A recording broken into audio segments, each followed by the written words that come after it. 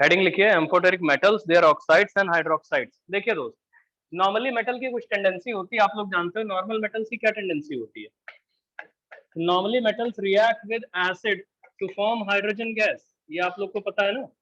पहले एक्चुअली में बनता है नेसेंट हाइड्रोजन प्लस एक सॉल्ट बनता है, और नेसेंट हाइड्रोजन को जब कुछ नहीं मिलता है तो आपस में ही रिएक्ट करके ये H2 गैस में कन्वर्ट हो जाता है। तो इन जनरल जितने भी मेटल होते हैं they have tendency to produce hydrogen gas when treated with an acid. जल्दी लिखो, इन जनरल लिखो भैया, in general metal have tendency to produce hydrogen gas when treated with an acid. In general, metals have tendency to produce hydrogen gas. In general, metals have tendency to produce hydrogen gas when treated with an acid. In general ये property होती है metal की reaction जब कराते हैं हम लोग किसी एसिड से तो हाइड्रोजन गैस प्रोड्यूस होता है। इन जनरल यही टेंडेंसी होती है। और ये आपको पता होना चाहिए कि आप लोगों ने शायद रिएक्टिविटी सीरीज मेटल की पढ़ी होगी, तो हाइड्रोजन से नीचे वाले नहीं हो सकते आप, इसमें कभी गोल्ड प्लैटिनम ये सब ना ले लेना, ठीक है ना। वो अंडरस्टूड है कि आपको कौन कौन से मेटल्स नहीं लेने हैं। लेकिन कुछ मेटल्स ऐसे भी होते हैं, लिखो normally common metals do not, normally common metals जो होते हैं they do not produce hydrogen gas. Normally वही कॉमन मेटल्स यानी common reactive metals, normally common reactive metals are not able to produce hydrogen gas when treated with an base, rather a base.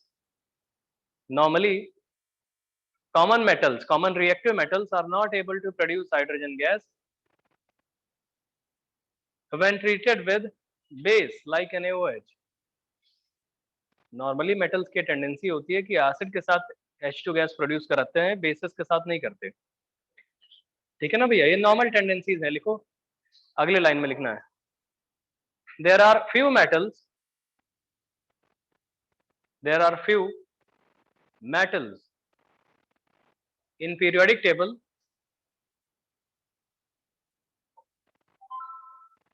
that can produce hydrogen gas even on reaction with bases. कुछ metals ऐसे भी होते हैं in periodic table, they can produce hydrogen gas even on reaction with bases like NaOH, KOH. These metals are known as amphoteric metal. अरे जल्दी तो नहीं हो गया, छूट तो नहीं गया भैया, लिख ले रहे हो। लिखो these metals are known as amphoteric metal. इनको हम लोग amphoteric metal भी बोलते हैं। अब एम्फोटेरिक मेटल के बारे में लास्ट क्लास में बताया था, एक बार फिर से देखिए। जैसे एम्फोटेरिक मेटल मोस्ट कॉमनली हम लोग बेरिलियम लिखते हैं, और बेरिलियम के एल्यूमिनियम से डायगोनल रिलेशनशिप होती है, जानते हैं ना भैया। तो जब एल्यूमिनियम की बेरिलियम और एल्यूमिनियम की डायगोनल रिलेशनशिप है तो बेरिलियम एल्यूमिनियम, और उसके बाद जिंक भी होता है, उसके बाद लेड भी होता है, उसके बाद टिन भी होता है। ये मोस्ट कॉमन है। कहीं कहीं हो सकता है आपको लिखे मिल सकते हैं, हो सकता है आपको कहीं पे गैलियम भी लिखा मिल जाए, लेकिन इतना कोई जरूरी नहीं है कि आप सारे गैलियम रिएक्शन नहीं कराते हैं जनरली। अब बेरिलियम की रिएक्शन आप लोग को हमने बताया था कि अगर आप हाइड्रोक्लोरिक एसिड से कराओगे या बेरिलियम की रिएक्शन आप कराओगे सपोज करो H2SO4 के साथ, और बेरिलियम की रिएक्शन आप करा दो NaOH के साथ, तो ये तीनों ही केसेस में हाइड्रोजन गैस प्रोड्यूस करेगा। पहली चीज H2 gas in all cases या nascent hydrogen in all cases. अब रेस्पेक्टिवली अपने सॉल्ट्स भी बनाएगा इन सारे केसेस में। वो सॉल्ट्स कैसे कैसे बनाता है भैया, ऊपर वाले में BeCl2 बनाएगा, फिर दूसरे वाले में BeSO4, और लास्ट वाले में क्या था, हमने आपको तरीका बताया था लिखने का, तरीका याद है। अबे अगर ऐसा कुछ बनाना हो तो आप एक काम करो, सपोज करो अगर सोडियम ऑक्साइड बनाता तो सोडियम ऑक्साइड होता है, बेरिलियम ऑक्साइड बनाता तो बेरिलियम ऑक्साइड, और ये एसिड बेस हमेशा कंबाइन कर जाते हैं। तो एसिड बेस अगर कंबाइन करोगे तो क्या तुमको पता है कि sodium oxide being alkali metal का ऑक्साइड वो हमेशा बेस होगा, और जो बेरिलियम ऑक्साइड है वो एम्फोटेरिक मेटल का ऑक्साइड है, एसिड बेस दोनों की तरह बिहेव करेगा। तो डिपेंडिंग अपॉन सिचुएशन वो उसका एसिड की तरीके बिहेव कर जा रहा है, और ये Na2O मेटल का ऑक्साइड होता है, बेस की तरह बिहेव करेगा। तो एसिड बेस कंबाइन कर जाते हैं और इज इक्विवेलेंट टू Na2BeO2 ऐसे लिखा जाता है। और Na2BeO2 ड्राई कंडीशन में है, अगर इसमें वाटर ऐड करोगे तो यही कन्वर्ट हो जाएगा Na2BeOH4। ये आपको लास्ट क्लास में बताया जा चुका है क्या? बहुत बढ़िया, कॉम्प्लेक्स के फॉर्म में ऐसे लिखा जाता है। तो कोई भी एम्फोटेरिक मेटल जब आप लोग एसिड से रिएक्शन कराते हो, कीपिंग इन माइंड कि वो रादर कोई मेटल हाइड्रोजन से रिएक्टिविटी सीरीज में ऊपर है, तो वो हाइड्रोजन गैस प्रोड्यूस करेगा। और उन्हीं में कुछ मेटल्स ऐसे भी होते हैं जो बेसिस से रिएक्शन करके भी हाइड्रोजन गैस प्रोड्यूस करते हैं, उन्हें एम्फोटेरिक मेटल बोला जाता है, एम्फोटेरिक। और वो एम्फोटेरिक मेटल हमने लिखे हुए हैं, बेरिलियम, एक रिएक्शन भी करा दी। वैसे ही एल्यूमिनियम से आप कराओगे, एल्यूमिनियम से कराओगे तो आप लोग क्या बनाओगे भैया? HCl से कराओगे तो क्या बनेगा? H2SO4 से कराओगे तो क्या बनेगा? और लास्ट में आप लोग करा दो NaOH के साथ। फिर से अपनी कॉपी में इस रिएक्शंस को लिखो भैया, आप लोग लिखो इन रिएक्शंस को और फाइनली प्रोडक्ट बनाओ। एल्यूमिनियम के साथ अगर आप कराओगे तो क्या आएगा दोस्त? पहली बात तो सारे केसेस में हाइड्रोजन गैस बना दो, कॉमन है वो हाइड्रोजन गैस। और AlCl3 वाले, इसमें पहले वाले में क्या आएगा? AlCl3। सेकेंड वाले में Al2SO4 whole thrice. And third वाले में दोस्त तरीका बताया था आपको। अगर सोडियम को अपना ऑक्साइड बनाना है तो क्या बनाएगा? Na2O। एल्यूमिनियम को अपना ऑक्साइड बनाना है तो Al2O3। अब Na2O मेटल का ऑक्साइड, अल्कली मेटल का ऑक्साइड, वो जिंदगी भर बेस की तरह बिहेव करता है। और एम्फोटेरिक मेटल का ऑक्साइड एसिड बेस दोनों की तरह बिहेव कर सकता है।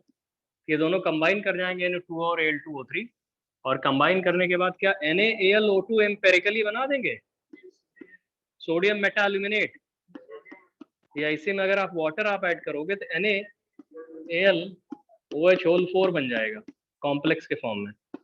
अब IIT में किसी भी तरीके पूछा जा सकता है, कोई भी रिएक्शन पूछी जा सकती है, हम उसमें ये नहीं बताएंगे कि आपको NaAlO2 ही पूछा जाएगा, हो सकता है NaAlOH होल 4 भी पूछा जाए। तो आपको बनाना आना चाहिए। जिंक वाले केसेस में ऐसे ही बना लो, लेड वाले केसेस में बना लो। लेड में ऑक्सीडेशन नंबर +2 वाले बनाना, क्योंकि इनर्ट पेयर इफेक्ट डोमिनेट करता है ना +4 में। लेड में +2 वाले बनाओ। चलो जिंक वाला कर लोगे ऐसे ही, उसको छोड़ दे रहे हैं हम, कर लेना, क्लास में हमने लास्ट क्लास में लिखवाया भी होगा। लेड वाले बताओ भैया, HCl से करा दो, H2SO4 से करा दो, और करा दो NaOH के साथ। लेड वाले HCl फिर H2SO4 करवा दो, रिएक्टिविटी इसकी ज्यादा होती है, और करवा दो NaOH के साथ। जल्दी करो, एक एक करके करो। हाइड्रोजन गैस तीनों में कॉमन आएगा, PbSO4 आएगा। लेड की +2 ऑक्सीडेशन नंबर याद रखना, +4 नहीं बनाता वो, क्योंकि इनर्ट पेयर इफेक्ट +4 में डोमिनेट करता है ना, तो लेड की +2 ऑक्सीडेशन नंबर कॉमन होती है।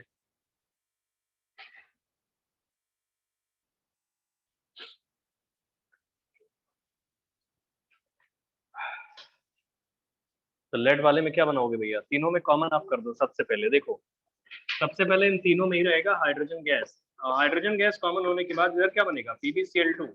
PbCl4 ना बना देना, और यहाँ पे PbSO4। और इस केस में आप बनाओगे PbO.Na2O पहले बनाओगे। तो अब PbO को क्या लिखते हैं हम लोग? मेटल का रादर Na2O को हमेशा बेस। अल्कली मेटल और अल्कलाइन अर्थ मेटल के जो ऑक्साइड होते हैं पूरे केमिस्ट्री में हमेशा बेस के तरीके लिखे जाते हैं। तो PbO के कैसे लिखोगे? डुअल बिहेवियर होता है, तो यहाँ पे एसिड की तरह बिहेव करेगा, और ये दोनों कंबाइन करके आपस में आप चाहो तो इनको लिख सकते हो Na2 PbO2, या इसी में वाटर आप ऐड कर दो तो Na2 PbOH whole 4।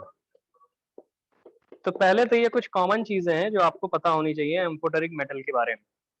Amphoteric metals hydrogen gas produce कर सकते हैं जब बेसिस से रिएक्शन करते हैं तब भी। और इसी के बेसिस पे हमने लास्ट क्लास में नाइट्रेट का रिडक्शन और नाइट्राइट का रिडक्शन पढ़ाया था, है ना? जानते ना भैया, यही तो पढ़ाया था आपको। अब चलिए लिखिए,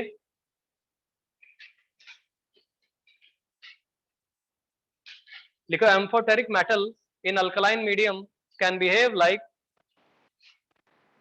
a reducing agent. Amphoteric metal in alkaline medium like NaOH. Amphoteric metal in alkaline medium like NaOH can behave like a reducing agent.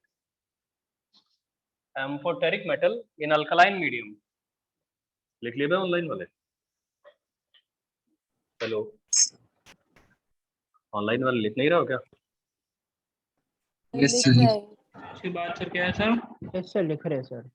amphoteric metal in alkaline medium can behave like a reducing agent. Alkaline medium में जो amphoteric metal होता है can behave like in a reducing agent.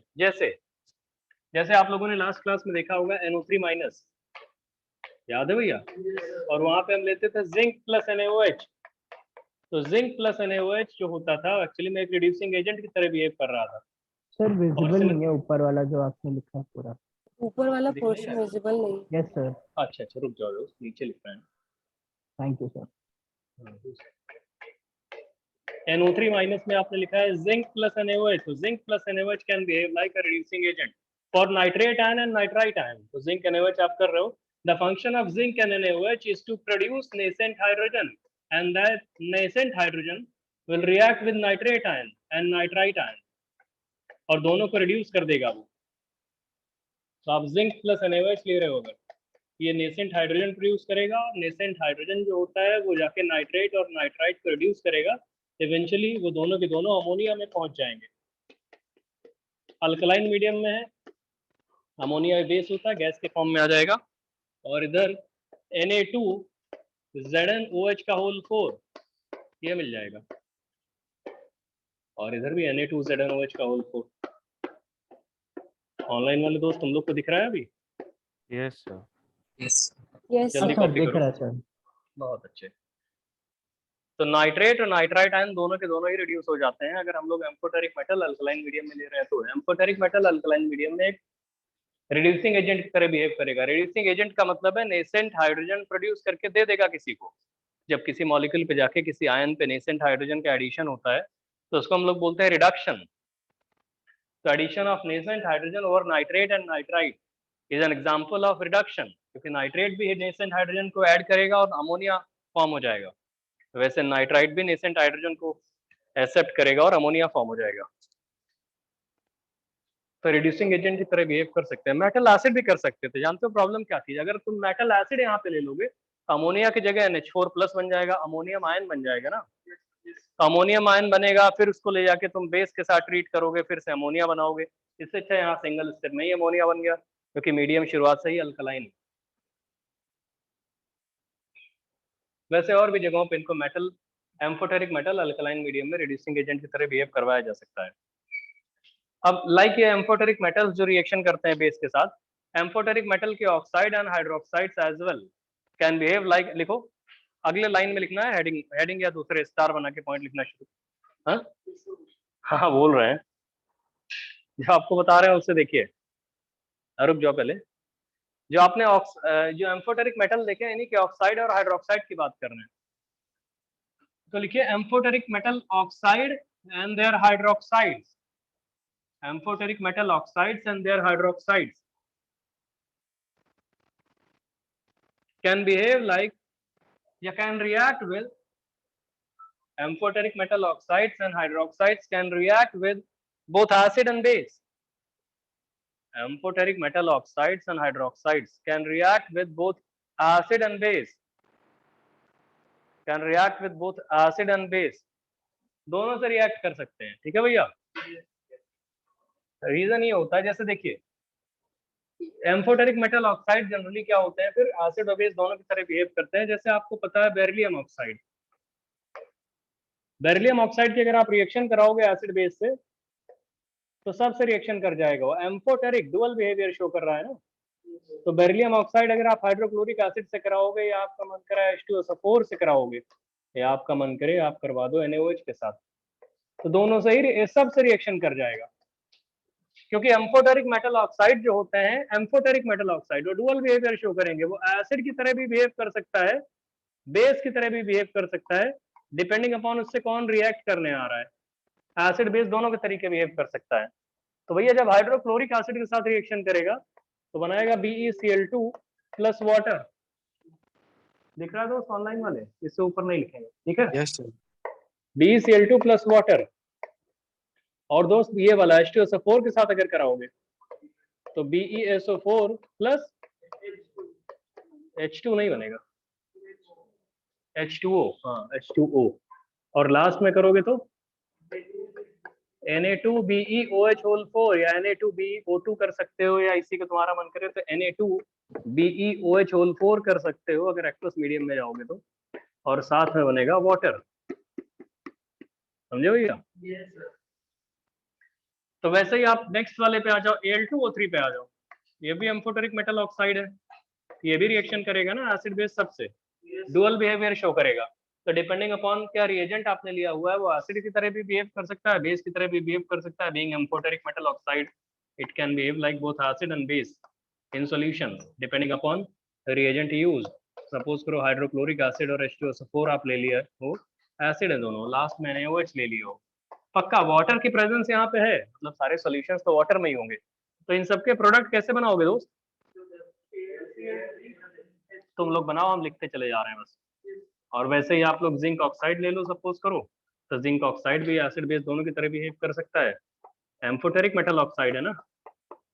तो HCl H2SO4 और वैसे NaOH, इन सबसे reaction करके वो अपने प्रोडक्ट्स रेस्पेक्टिवली जो भी बना सकता है बनाएगा। लेकिन ध्यान रखना कि जो एम्फोटेरिक मेटल ऑक्साइड है, they can behave like both acid and base, दोनों के तरीके बिहेव कर सकते हैं। तो एसिड बेस दोनों की तरह बिहेव कर सकते हैं। तो जो रिएजेंट लिया है आपने, अगर वो बहुत पावरफुल बेस है तो ये एसिड बन जाएंगे, और जो रिएजेंट आपने लिया है वो बहुत पावरफुल एसिड है तो ये बेस की तरह बिहेव करने लगेंगे। एंड वाइस वर्सा, अपने आप जो देख लो। वैसे आप लेड ऑक्साइड ले लो, PbO लेना, वो भी एम्फोटेरिक होगा। PbO लोगे तो ऐसे बन जाएगा तीनों से, और लास्ट में SNO ले लो, टिन O, मेटल का ऑक्साइड, टिन ऑक्साइड है ये तीनों उसी के एरो के ऊपर लिख लो जाके, HCl H2SO4 और NaOH। ये सारी रिएक्शंस कंप्लीट करो, बेरिलियम ऑक्साइड की, एल्यूमिनियम ऑक्साइड की, जिंक ऑक्साइड की, लेड ऑक्साइड की, और ये लास्ट में टिन ऑक्साइड है, टिन टिन SN मतलब वही टिन, स्टैनस, SN की +2 ऑक्सीडेशन नंबर है जिसको बोलते हैं स्टैनस। दिख रहा भैया ऑनलाइन वाले तुम लोग को? Yes sir. Yes, sir. Yes sir, yes sir. ठीक है ठीक है ठीक है, चलो तो कंप्लीट करो भैया, कंप्लीट करो।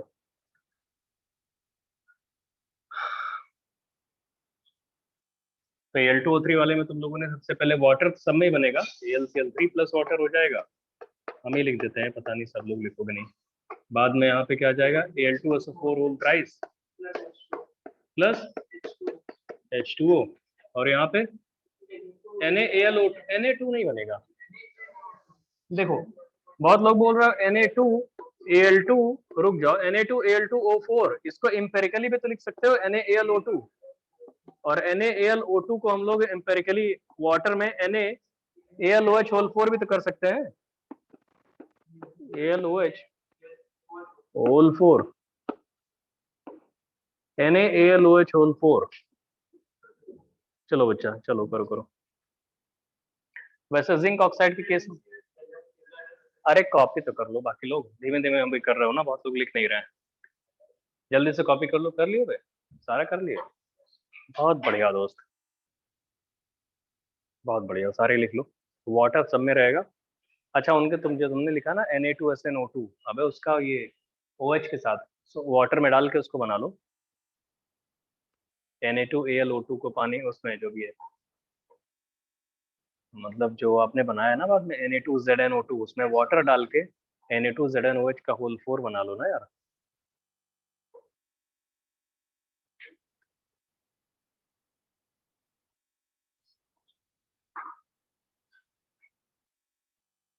तो ये एम्फोटेरिक मेटल ऑक्साइड है जो डुअल बिहेवियर शो कर रहे हैं।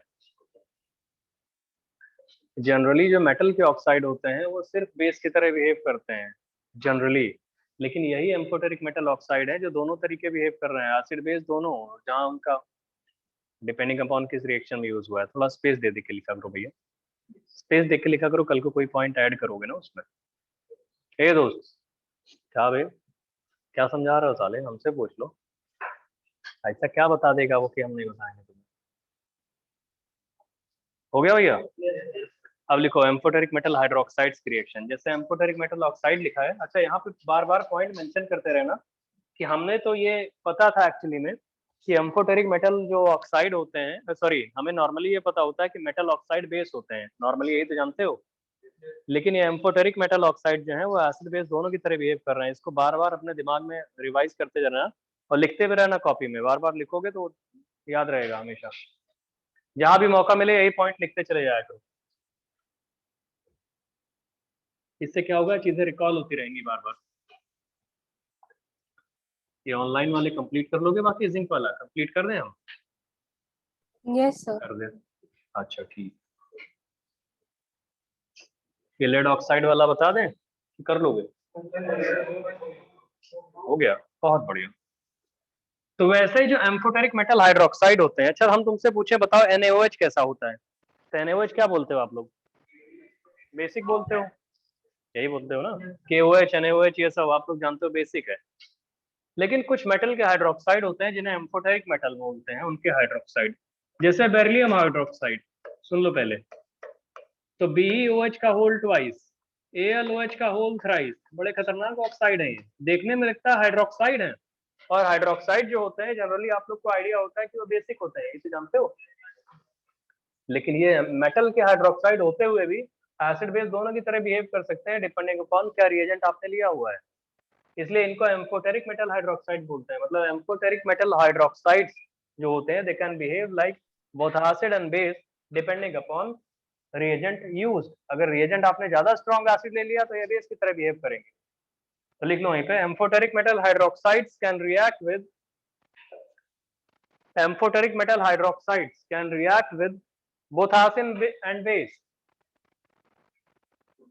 Amphoteric metal hydroxides can react with both acid and base. Amphoteric metal hydroxides can behave like can react with both acid and base, क्योंकि खुद वो डुअल बिहेवियर शो करते हैं ना, बिकॉज वो जो एम्फोटेरिक मेटल हाइड्रोक्साइड्स हैं वो खुद एसिड एंड बेस दोनों की तरह बिहेवियर शो कर सकते हैं, डुअल बिहेवियर शो करते हैं। तो जो बेरिलियम हाइड्रोक्साइड है और एल्यूमिनियम हाइड्रोक्साइड है, देखने में बेस लगते हैं, और क्या नीचे में जिंक हाइड्रो ZnOH का होल ट्वाइस, और क्या हो सकता है, लेड ऑक्साइड नहीं, लेड PbOH का होल ट्वाइस कर लो। टिन की दोनों वैलेंसीज ले लेते हैं जनरली, SnOH होल ट्वाइस भी, SnOH होल 4 भी। टिन उतना भाई इनर्ट पर इफेक्ट टिन में नहीं होता। तो ये सब के सब डुअल बिहेवियर शो करते हैं, और डुअल बिहेवियर शो करने का मतलब ये है कि एसिड बेस दोनों से रिएक्शन कर जाएंगे।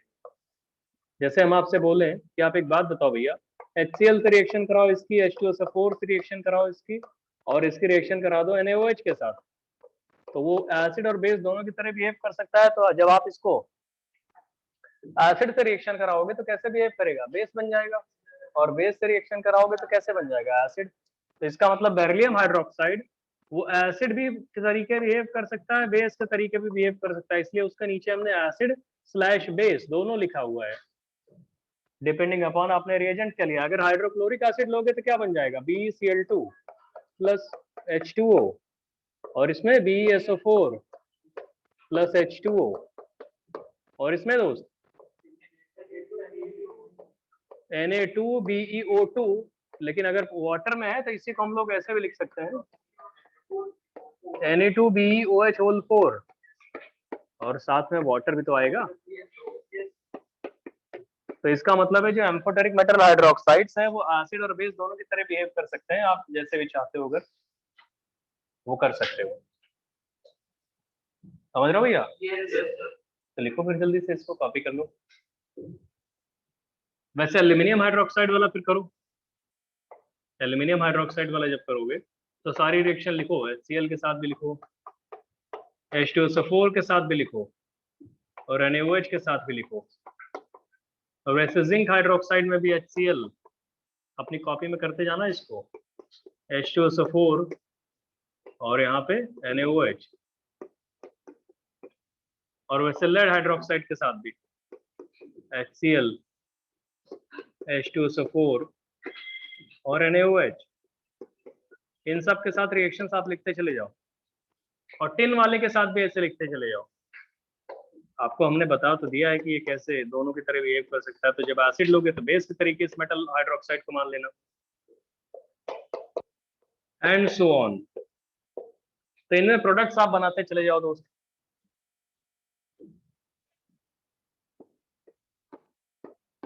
हम सबसे लास्ट वाले सेकंड लास्ट का भी लिख दे रहे हैं। अब बाकी आप लोग जो है करते जाओ।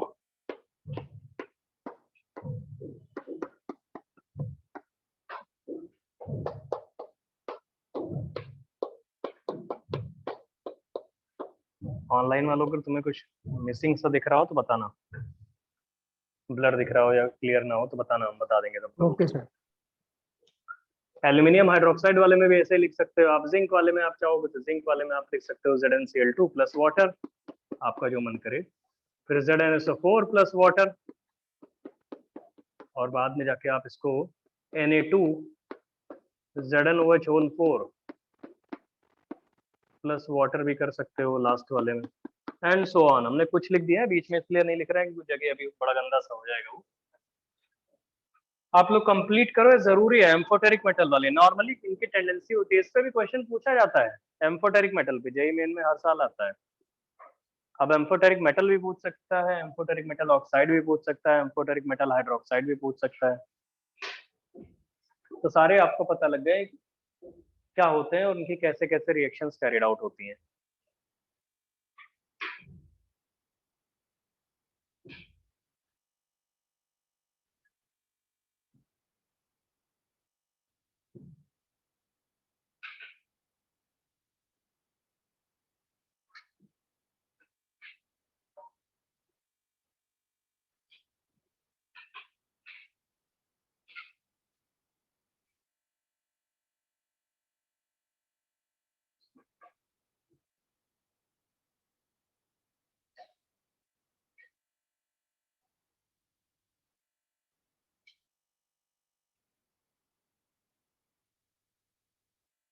समझ रहे हो भैया? जल्दी कॉपी करो। और जो हमने ये खाली छोड़ दिया है ना अभी, 3 रिएक्शंस का, 3 का छोड़ा है हमने। हमने इसका एल्यूमिनियम हाइड्रोक्साइड वाला नहीं लिखा हुआ है, हमने लेड वाला नहीं लिखा हुआ है, और सबसे लास्ट में SnOH4 वाला नहीं लिखा है। 3 रिएक्शंस, 3 मतलब 3 की 3 मतलब 9 रिएक्शंस हमने मिसिंग छोड़ दिए हैं। वो 9 रिएक्शंस कंप्लीट कर लोगे, आधे में छोड़ दोगे क्या उसको? तो वो 9 रिएक्शंस कंप्लीट कर लो और फिर बताओ, जिससे हम उसके आगे कंटिन्यू करें। लास्ट क्लास में हम HNO3 पढ़ा रहे थे आपको, वहीं से कंटिन्यू करेंगे। जल्दी इसको बताओ, पहले ये कंप्लीट हो जाए तब बोलना, आधे अधूरे में नहीं, ये कंप्लीट करना है आप लोगों को।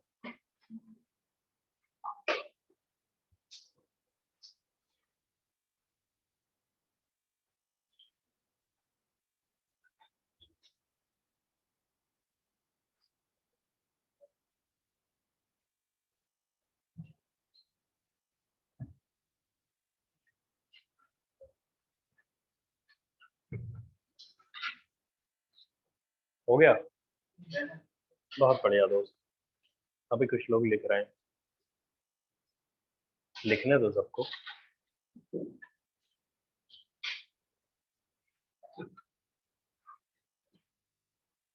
ठीक है भैया, फिर ये हो गया हो मेरे ख्याल से। एल्यूमिनियम हाइड्रोक्साइड वाला कर लियो, बताएं क्या हो गया ना? बहुत बढ़िया दोस्त। अब चलिए, हमने लास्ट क्लास में आपको HNO3 पढ़ाया था, तो HNO3 के बारे में प्रिपरेशन बताया था आपको, HNO3 की बताया था ना, ये ओस्टवाल्ड मेथड एक बताया था, और उससे में एक और बताया था आपको, मतलब इंडस्ट्रियल मेथड बताया था, जिसमें KNO3 और क्या लेते हैं, कॉन्क H2SO4। लेबोरेटरी मेथड भी होता है वो, सॉरी लेबोरेटरी मेथड, वो आप लोग जानते हो।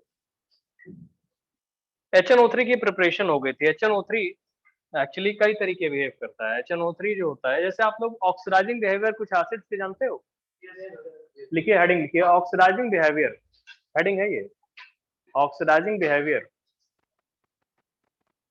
Of certain molecules, oxidising behaviour of certain molecules, certain molecules के ऑक्सीडाइजिंग बिहेवियर। ऑक्सीडाइजिंग बिहेवियर का मतलब जानते हो क्या होता है? नेसेंट ऑक्सीजन प्रोड्यूस करना या नेसेंट ऑक्सीजन किसी को देना, ऑक्सीडाइजिंग बिहेवियर यही तो होता है। तो ऑक्सीडाइजिंग बिहेवियर देखिए, जैसे आपसे हम आप पूछते हैं, सपोज करो बे, H2O2 का ऑक्सीडाइजिंग बिहेवियर क्या होता है?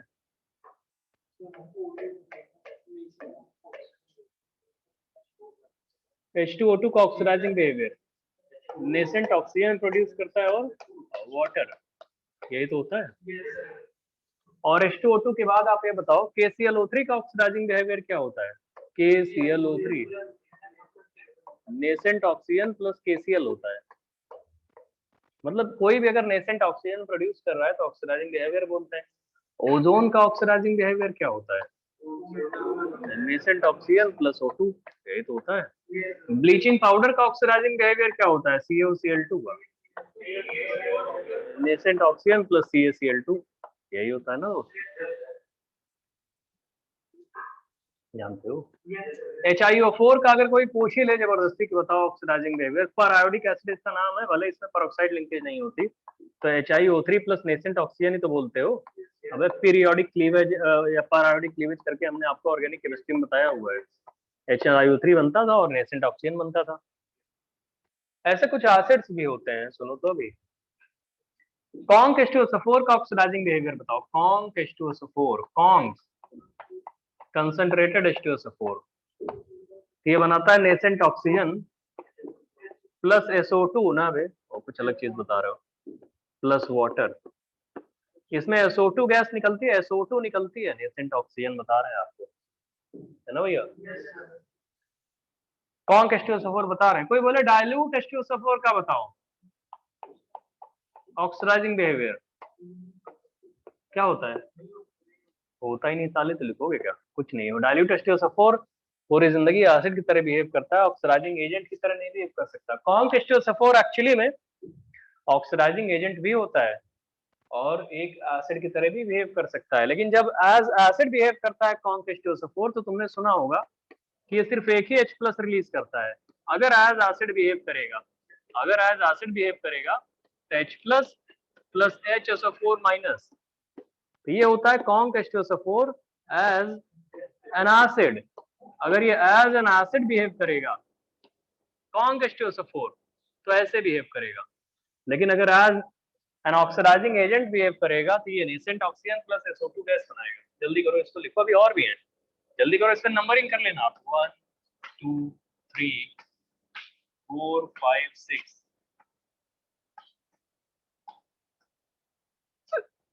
जल्दी करो भैया, अभी और भी है। ऑक्सीडाइजिंग बिहेवियर मतलब ये सब के सब कहीं पे अगर मिल जाएंगे तो ऑक्सीडाइज कर देंगे सामने वाले को, रिएक्शन कराओगे तो लिखो दोस्त, पहले इसको जल्दी से कर लो। अगर conc H2SO4 as an acid behave करेगा तो एक ही H प्लस रिलीज करेगा, H प्लस और HSO4 माइनस। अब देखो दोस्त नेक्स्ट वाला, देखिए 8th और 9th पूछ रहे हैं आपसे, कंसंट्रेटेड हाइड्रोक्लोरिक एसिड और डाइल्यूट हाइड्रोक्लोरिक एसिड बताओ। अबे दोनों ही ऑक्सीडाइजिंग एजेंट की तरह कभी बिहेव नहीं करते ये हमेशा, दोनों दोनों हमेशा एज एसिड बिहेव करते हैं। हमने हेडिंग लिखा है ऑक्सीडाइजिंग बिहेवियर, तो कॉन्क HCl और ये डाइल्यूट HCl दोनों ही कभी भी ऑक्सीडाइजिंग एजेंट की तरह बिहेव नहीं करते, नहीं तो तुम जबरदस्ती कुछ भी लिख दो। 8th 9th हो गया, बताओ भैया, फिर लिखो नेक्स्ट वाला 8th 9th के बाद। HNO3 एक्चुअली में सुन लो पहले, HNO3 बड़ा खतरनाक सा ऑक्सीडाइजिंग एजेंट है। देखिए 10th यहाँ पे लिख रहे हैं, 11th भी यहीं पे लिखेंगे। HNO3 के केस में कुछ चीजें देखिए, HNO3 डाइल्यूट कंडीशन में अलग HNO3 जो होता है ऑक्सीडाइजिंग एजेंट के तरीके बिहेव करता है, कंसंट्रेटेड कंडीशन में अलग ऑक्सीडाइजिंग एजेंट की तरह बिहेव करता है। डाइल्यूट कंडीशन में जब खुद ये बिहेव करेगा ऑक्सीडाइजिंग एजेंट तो नेसेंट ऑक्सीजन तो प्रोड्यूस करेगा, ये भी नेसेंट ऑक्सीजन प्रोड्यूस करेगा, लेकिन दोस्तों उस केस में डाइल्यूट वाले में ये NO गैस बनाता है और ये NO2 गैस बनाता है। मतलब HNO3 क्या है, काफी ज्यादा पावरफुल ऑक्सीडाइजिंग एजेंट है। It can behave like an oxidising agent in all mediums या in all concentrations. Dilute HNO3 का मतलब होता है around 20% HNO3, 20% aqueous solution of HNO3 को अराउंड डाइल्यूट की कैटेगरी में रखा जाता है। 50 से ऊपर चले जाते हैं तो कंसंट्रेटेड की कैटेगरी में रखा जाता है। लेकिन both dilute and conc HNO3 can behave like an oxidising agent in general. अगर लिखा है डाइल्यूट HNO3 तो पक्का अगर किसी भी एलिमेंट की रिएक्शन अगर आप डाइल्यूट HNO3 से कराओगे तो NO गैस निकलेगी, और किसी की भी रिएक्शन अगर कॉन्क HNO3 से कराओगे तो NO2 गैस निकलेगी। समझ रहे हो भैया? तो देखो अभी तक ऊपर क्या थे, डाइल्यूट और कॉन्क एसिड्स में से डाइल्यूट एसिड कभी भी ऑक्सीडाइजिंग एजेंट की तरह बिहेव नहीं कर रहा था, सिर्फ यहाँ पे डाइल्यूट वाला HNO3 बिहेव कर रहा है ऑक्सीडाइजिंग एजेंट के तरीके। समझ रहे हो भैया? बहुत बढ़िया। अब चलो शुरू करते हैं लोग अभी और आगे। मतलब ये तो हमने बता दिया ऑक्सीडाइजिंग एजेंट क्योंकि इनका यूज करने जा रहे हैं। लास्ट क्लास में हमसे एक रिएक्शन गलत हो गई थी। गलत क्या, हमने कुछ ऐसे बताया था आपको, कॉपर की रिएक्शन कराया था हमने, याद होगा। कॉपर की रिएक्शन 5 से 6 नॉर्मल कराया था तो N2O3 बना था, और उसी में हमने 1:1 के रेशियो में एक गैस बनाई थी। कौन सी गैस बनाई थी? NO गैस बनाई थी ना, 1:N के रेशियो में। तो एक्चुअली 3:8 के रेशियो में NCERT में दिया था। रुक जाओ अभी कंप्लीट करवा देंगे। मतलब क्या है ना, स्टाइकियोमेट्रिक कोएफिशिएंट हमने कहीं उसके नीचे देखो पिछली क्लास में 1:1 लिखा होगा कहीं कहीं, वो 1:1 नहीं था एक्चुअली में, वहां पे 3:8 कर लो रेशियो, जहां भी आप पिछली क्लास में देखे थे 3:8 कर लो, जहां पे भी हमने कहीं 1:1 का रेशियो लिखा होगा। अबे लेक्चर नोट्स में तुम्हारे होगा कहीं, या हमने जहां भी लिखवाया था लास्ट क्लास में 3:8 कर लेना, जहां पे 1:1 कॉपर HNO3 1:1 के रेशियो में बोला था, और कॉपर और HNO3 1:1 के रेशियो में नहीं, उसको 3:8 के रेशियो में कर लो। कॉपर के नीचे 3 और HNO3 के नीचे 8, 3:8 के रेशियो में होता है तब NO बनता है। वो NCERT में लिखा है, हमसे गलती हो गई थी, तो मिस हो गया था हमसे थोड़ा सा। अच्छा चलिए, अच्छा इसी से रिलेवेंट और एक पॉइंट है, वो पॉइंट कौन सा है वो देखो। अभी उसको आ रहे हैं फिर से वहीं पे पढ़ाएंगे, HNO3 की रिएक्शन आज करानी है हमको। अगला पॉइंट लिखिए जरा, oxy acids and their anhydrides. Heading लिखो, heading oxy acids and their respective anhydrides. Oxy acids OXY लिखना है, OXI ना समझ लेना उसको, OXY oxy acids and their respective oxy acids and their respective anhydrides. Oxy acids and their respective anhydrides. Anhydride. Oxy acid कौन कौन से होते हैं? जैसे हम बहुत सारे ऑक्सी एसिड लिखने जा रहे हैं, और उन ऑक्सी एसिड्स के आपसे हम पूछेंगे अनहाइड्राइड क्या क्या होते हैं, तो तुमको तो पहले ऑक्सी एसिड पता होने चाहिए, ऑक्सी एसिड के बाद उनके अनहाइड्राइड कैसे बनते हैं वो पता होना चाहिए। तो देखिए लेफ्ट साइड में एक कॉलम बनाते हैं ऑक्सी एसिड्स का, और राइट साइड लिखते हैं अनहाइड्राइड। उन्हीं के करस्पॉन्डिंग अनहाइड्राइड होने चाहिए, ऐसा अपने मन से कोई अनहाइड्राइड ना लिख देना। जैसे ऑक्सी एसिड सपोज करो, हम बोल देते हैं हमारे पास H2CO3 है, फिर H2SO3 है, फिर H2SO4 है, फिर HNO3, फिर HNO2, H2N2O2, फिर दिख रहा है ऑनलाइन वाले को? Yes, sir. कुछ स्क्रीन ब्लर की हो, यहाँ पे आगे ब्लर हो रही है ना। चलो देखो H2N2O2 हो गया, फिर HClO, HClO2, HClO3 और HClO4, इनके करस्पॉन्डिंग अनहाइड्राइड बनाओ। फिर इस साइड में हम एक कॉलम बना रहे हैं ऑक्सी एसिड्स एंड देयर अनहाइड्राइड्स। तो ऑक्सी एसिड और अनहाइड्राइड यहाँ भी आपको कॉलम इसी में फिट करना है। देखिए हम लिख रहे हैं H3PO2, H3PO3 ले लो, H3PO4, H3PO4 ले लो, आपका मन करे। जल्दी अभी रुक जाओ भैया, मतलब लिख रहे हो क्या? तो लिखते भी रहो फिर, ठीक है। हम अभी अच्छा एक एक करके नंबरिंग हम अभी आपसे पूछेंगे बाद में, जल्दी कराओ भैया। H3BO3 भी आपने सुना होगा, लिखते चले जाओ, बता रहे हैं। H3ASO4, ये सब ऑक्सी एसिड्स हैं जो हमने बोला हुआ है, इतने लिखो। फिर हम एक काम करते हैं, हाँ ठीक है चलिए, इतना करो, जल्दी करो, इतना ही कंप्लीट करो। और इसके बाद एक कॉलम यहाँ पे हम और दे देते हैं,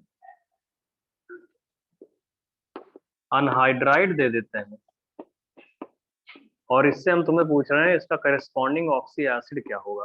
दूसरा क्वेश्चन है ये, अनहाइड्राइड और करस्पॉन्डिंग ऑक्सी एसिड। अबे लिखते रहो तुम लोग, ये क्वेश्चन हम देने जा रहे हैं अनहाइड्राइड में। सपोज करो अनहाइड्राइड है CO2। हाँ हाँ गड़बड़ हो जाएगा, चलो लिखो बता रहे। फिर SO2, फिर SO3, उल्टे भी आप करना आना चाहिए। N2O laughing gas, N2O3। अभी और लिखेंगे, अभी इतने ही लिख रहे हैं हम। चलिए चलो पहले का बताओ, अगर ये ऑक्सी एसिड है तो अनहाइड्राइड क्या होगा, ये ऑक्सी एसिड है तो अनहाइड्राइड क्या होगा, H2SO4 है तो क्या होगा, HNO3 है तो क्या होगा, एंड सो ऑन।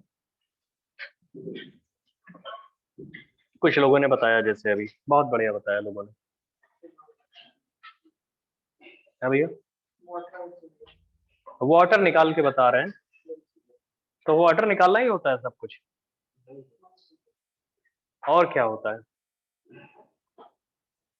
हैं दोस्त ऑनलाइन वाले कुछ बताओगे? सिर्फ वाटर निकालना ही सब कुछ होता है क्या? ऐसे तो वाटर निकाल देंगे तो फिर कुछ भी बन सकता है।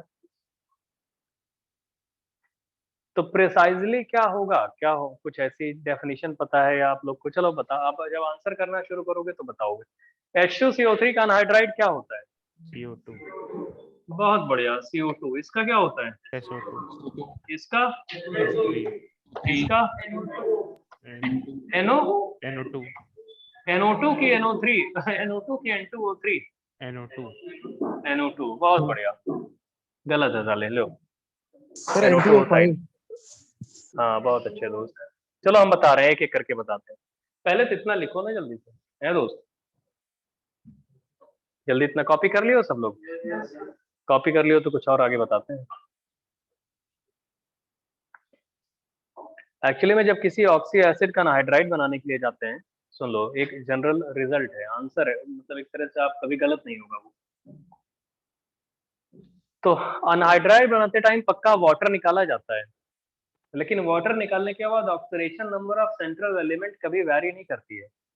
तो ऑक्सीडेशन नंबर सेंट्रल एलिमेंट की सेम होनी चाहिए। सुन लो पहले, जैसे तुमने H2CO3 में से कार्बन की ऑक्सीडेशन नंबर क्या है H2CO3 में? +4 है ना? तो H2O निकालने के बाद भी जो बनाओगे ना उसमें भी +4 ही होनी चाहिए। तो भैया कार्बन की ऑक्सीडेशन नंबर +4 है यहाँ भी और यहाँ भी, इसलिए ये परफेक्ट अनहाइड्राइड है। वाटर निकालना तो एक नेसेसरी कंडीशन होती है क्योंकि आप अनहाइड्राइड बनाने जा रहे हो, और ऑक्सीडेशन नंबर आप चेंज नहीं करा सकते, क्योंकि ऑक्सीडेशन नंबर चेंज कराने का मतलब रेडॉक्स हो जाएगा ना। किसी चीज को सिंपल सा वाटर निकालने पे ऑक्सीडेशन नंबर कब से चेंज होने लगी? ऐसा तो नहीं पॉसिबल है ना दोस्त। वैसे H2SO3 में सल्फर की ऑक्सीडेशन नंबर क्या है? +4। तो SO2 भी हम इसलिए बनाएंगे जिसमें +4 ऑक्सीडेशन नंबर हो जाएगी। H2SO4 में सल्फर की ऑक्सीडेशन नंबर क्या है? +6। SO3 इसीलिए बनाया गया है जिससे उसकी ऑक्सीडेशन नंबर वही रहे। देखो H2SO4 में से वाटर निकाल दो, अनहाइड्राइड का मतलब है वाटर डिटैच कर दो, तो वाटर डिटैच करोगे H2SO4 में से, बताओ भैया, तो बचेगा क्या? SO3 बनेगा। लेकिन SO3 इससे और जस्टिफाई हो जाएगा कि उसमें सल्फर की ऑक्सीडेशन नंबर +6 है। अच्छा सुनिए, इसमें HNO3 में देखो, HNO3 में नाइट्रोजन की ऑक्सीडेशन नंबर क्या है? +5। यहाँ देखो +5, तो इसका मतलब ऐसा ऑक्साइड बनेगा जिसमें इसकी ऑक्सीडेशन नंबर +5 हो, N2O5 होता है इसका, N2O5 आएगा। तो मतलब एक ऑक्सी, सुनो, oxidation number of central element would remain same in oxy acid and its corresponding anhydride. तो वहीं पे लिख लो, oxidation number of central element would be same in oxidation number of central element, जो central element होता है, oxidation number of central element would be same in oxy acid and its corresponding anhydride, would be same in oxy acid and its corresponding anhydride, oxidation number जो होगा central element का would be same in oxy acid and it's corresponding anhydride. इसीलिए HNO3 में जो oxy acid है HNO3 उसका anhydride N2O5 है, क्योंकि HNO3 में नाइट्रोजन की ऑक्सीडेशन नंबर +5 है, तो N2O5 में भी ऑक्सीडेशन नंबर +5 आएगी। नाइट्रोजन के ऑक्साइड जानते हो, आपको एक दिन पढ़ाए थे। अब N2O था, NO था, N2O3, NO2, N2O4, N2O5, उसमें ऑक्सीडेशन नंबर चेक करो ना, +5 किसमें है, तो +5 इसी में तो है N2O5 में। बाकी वाले बनाओ। HNO2 में क्या करोगे फिर? बहुत प्यारा दोस्त, बहुत प्यारा। आओ दोस्त, ये +3 है HNO2 में, तो HNO2 में नाइट्रोजन की ऑक्सीडेशन नंबर +3 है, तो भैया इसका अनहाइड्राइड जब बनाओगे तो अनहाइड्राइड ऐसा कौन सा होता है जिसमें ऑक्सीडेशन नंबर +3 होती है? तो वो होगा N2O3। अब अगर ये नहीं पता था आप लोग तो गलत कर सकते थे दोस्त। अब ये वाला कॉन्सेप्ट ऑक्सीडेशन नंबर वाला, ऑक्सीडेशन नंबर कभी चेंज नहीं होती, पानी निकालने से किसी ऑक्सीडेशन नंबर थोड़ी चेंज होती है। H2N2O2 जिसको हाइपोनाइट्रस एसिड बोलते हैं, क्या आएगा? N2O लाफिंग गैस जो होता है, तो N2O उसमें भी ऑक्सीडेशन नंबर +1 होती है। तो किसी भी मॉलिक्यूल से आप वाटर निकाल के उसका करस्पॉन्डिंग अनहाइड्राइड बनाओगे, लेकिन keeping one thing in mind कि oxidation number has to be same. Oxidation number of central element वो दोनों केसेस में सेम होना चाहिए, चाहे ऑक्सी एसिड ले लो चाहे उसका करस्पॉन्डिंग अनहाइड्राइड ले लो। आगे बताओ बे। HClO ClO2 भाग में ClO2 कैसे हो गया? अबे ऑनलाइन वाला से बोल रहा है। Cl2O होगा, क्लोरीन की ऑक्सीडेशन नंबर +1 है, तो HClO में क्लोरीन की ऑक्सीडेशन नंबर कितनी आएगी? HClO, तो वो आ रहा है +1। इसका मतलब ऐसा अनहाइड्राइड हमको लेना पड़ेगा जिसमें ऑक्सीडेशन नंबर क्लोरीन की +1 आए, तो वो Cl2O ही तो आएगा भैया, Cl2O। HClO2 में क्या आएगा? N2O3, बहुत बढ़िया, Cl2O3। HClO3 में L2O5, Cl2O5, HClO4, L2O7, Cl2O7। लिखो बे, लिखते कहाँ है? बहुत बढ़िया दोस्त, Cl2O7, बहुत अच्छे दोस्त। H3PO4 में बता दो फिर। HPO तो कैसे साले बता रहे हो? हाइड्रोजन P2O3 बोल दो, अरे वाटर निकाल दो। अच्छा, बहुत लोग सोचते हैं कि सर H2O निकाल दिया तो HPO2 बच गया। अरे पूरा का पूरा हाइड्रोजन तुम्हें वाटर के फॉर्म में निकालना है, पूरा का पूरा हाइड्रोजन। तो सारे हाइड्रोजन निकालोगे, पूरा गायब कर दो, कुल मिला के इस एलिमेंट फास्फोरस का ऐसा। अच्छा, फास्फोरस के ऑक्सीडेशन नंबर क्या है H3PO3 में? +3। तो फास्फोरस का हमें एक ऐसा ऑक्साइड बनाना है जिसमें ऑक्सीडेशन नंबर +3 हो जाए, तो क्या वो P2O3 आएगा? और इसी P2O3 को बहुत लोग P4O6 भी बोलते हैं। कुछ भी लिख सकते हो, P2O3 लिखो या P4O6 लिखो, बात बराबर है, सेम चीज है, दोनों में ही ऑक्सीडेशन नंबर +3 है। और इसमें H3PO फास्फोरस की ऑक्सीडेशन नंबर H3PO4 में कितनी है भैया? +5 है। ये जनरल इनऑर्गेनिक केमिस्ट्री चल रहा है, जैसे आप लोग GOC पढ़ते हो, जनरल ऑर्गेनिक केमिस्ट्री, वैसे GIC भी है, जनरल इनऑर्गेनिक केमिस्ट्री। लेकिन उसमें क्या है, बहुत छोटे छोटे पोर्शन है, नॉर्मली हीटिंग इफेक्ट है, इसलिए उनको अलग से कभी पढ़ाया नहीं जाता, बहुत ज्यादा टाइम दिया नहीं जाता उनको बीच बीच में पढ़ाते रहते हैं। इसमें क्या आ जाएगा? P2O5 या इसी को P4O10 भी बोलते हैं। और H3BO3 में क्या आएगा? B2O3 आएगा। बहुत बढ़िया। और H3ASO4 में AS2O5। तो ये हो गया। अच्छा, किसी ऑक्सी एसिड से उसका करस्पॉन्डिंग अनहाइड्राइड कैसे बनाया जाता है वो आप लोग समझ गए। वाटर निकालना है पहली कंडीशन। दूसरी चीज क्या होती है? ऑक्सीडेशन स्टेट वहां पे सेम होना चाहिए। बहुत बढ़िया दोस्त, बहुत बढ़िया, जानते हो तुम लोग। अच्छा, वैसे फिर हमने क्या लिखा है नीचे वो देखो, कुछ और चीज लिखी है। हमने बोला अनहाइड्राइड है, अनहाइड्राइड से उसका करस्पॉन्डिंग ऑक्सी एसिड बनाओ। आपको बना लोगे ना? चलो बताओ, जल्दी करो, फिर अभी डिफिकल्ट वाले दे रहे हैं। हमें मिक्स एनहाइड्राइड पढ़ना था ना, उसके चक्कर में सब बता रहे हैं। अरे वो लिखे हुए हैं आपके यहाँ पे पहले से एनहाइड्राइड दे दिए गए, उसमें वाटर ऐड करना है, ऐसे ऐड करना है जिससे कोई एसिड बन जाए, और एसिड ऐसा जो जानते हो ऐसा एसिड, ऐसा नहीं कोई हाइपोथेटिकल एसिड बना लो। बताओ दोस्त।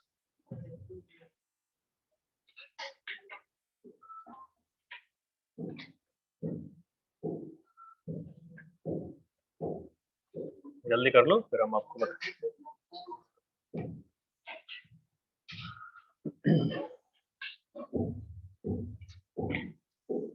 चलो ठीक है,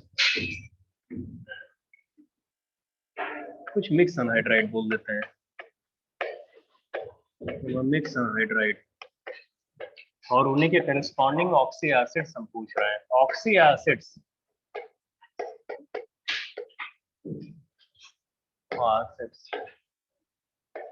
मिक्स एनहाइड्राइड हम आपको देते हैं, सपोज करो NO2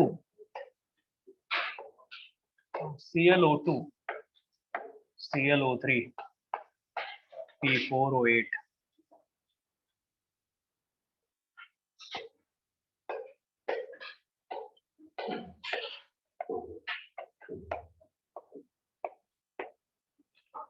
अच्छा एक बात बताओ, CO2 का क्या बनाए थे आप? H2 CO3 SO2 का, बहुत बढ़िया, H2SO3, इसका H2SO4 H2N2O2, और यहाँ पे HNO2, बहुत अच्छे है। वो क्या लिखोगे? अच्छा सुनो सुनो, तो अब एक बात बताओ, नाइट्रोजन के जो एसिड देखे हो, हम जस्ट एक बात बता रहे हैं उसको सॉल्व करने के लिए, नाइट्रोजन के कितने एसिड जानते हो आप?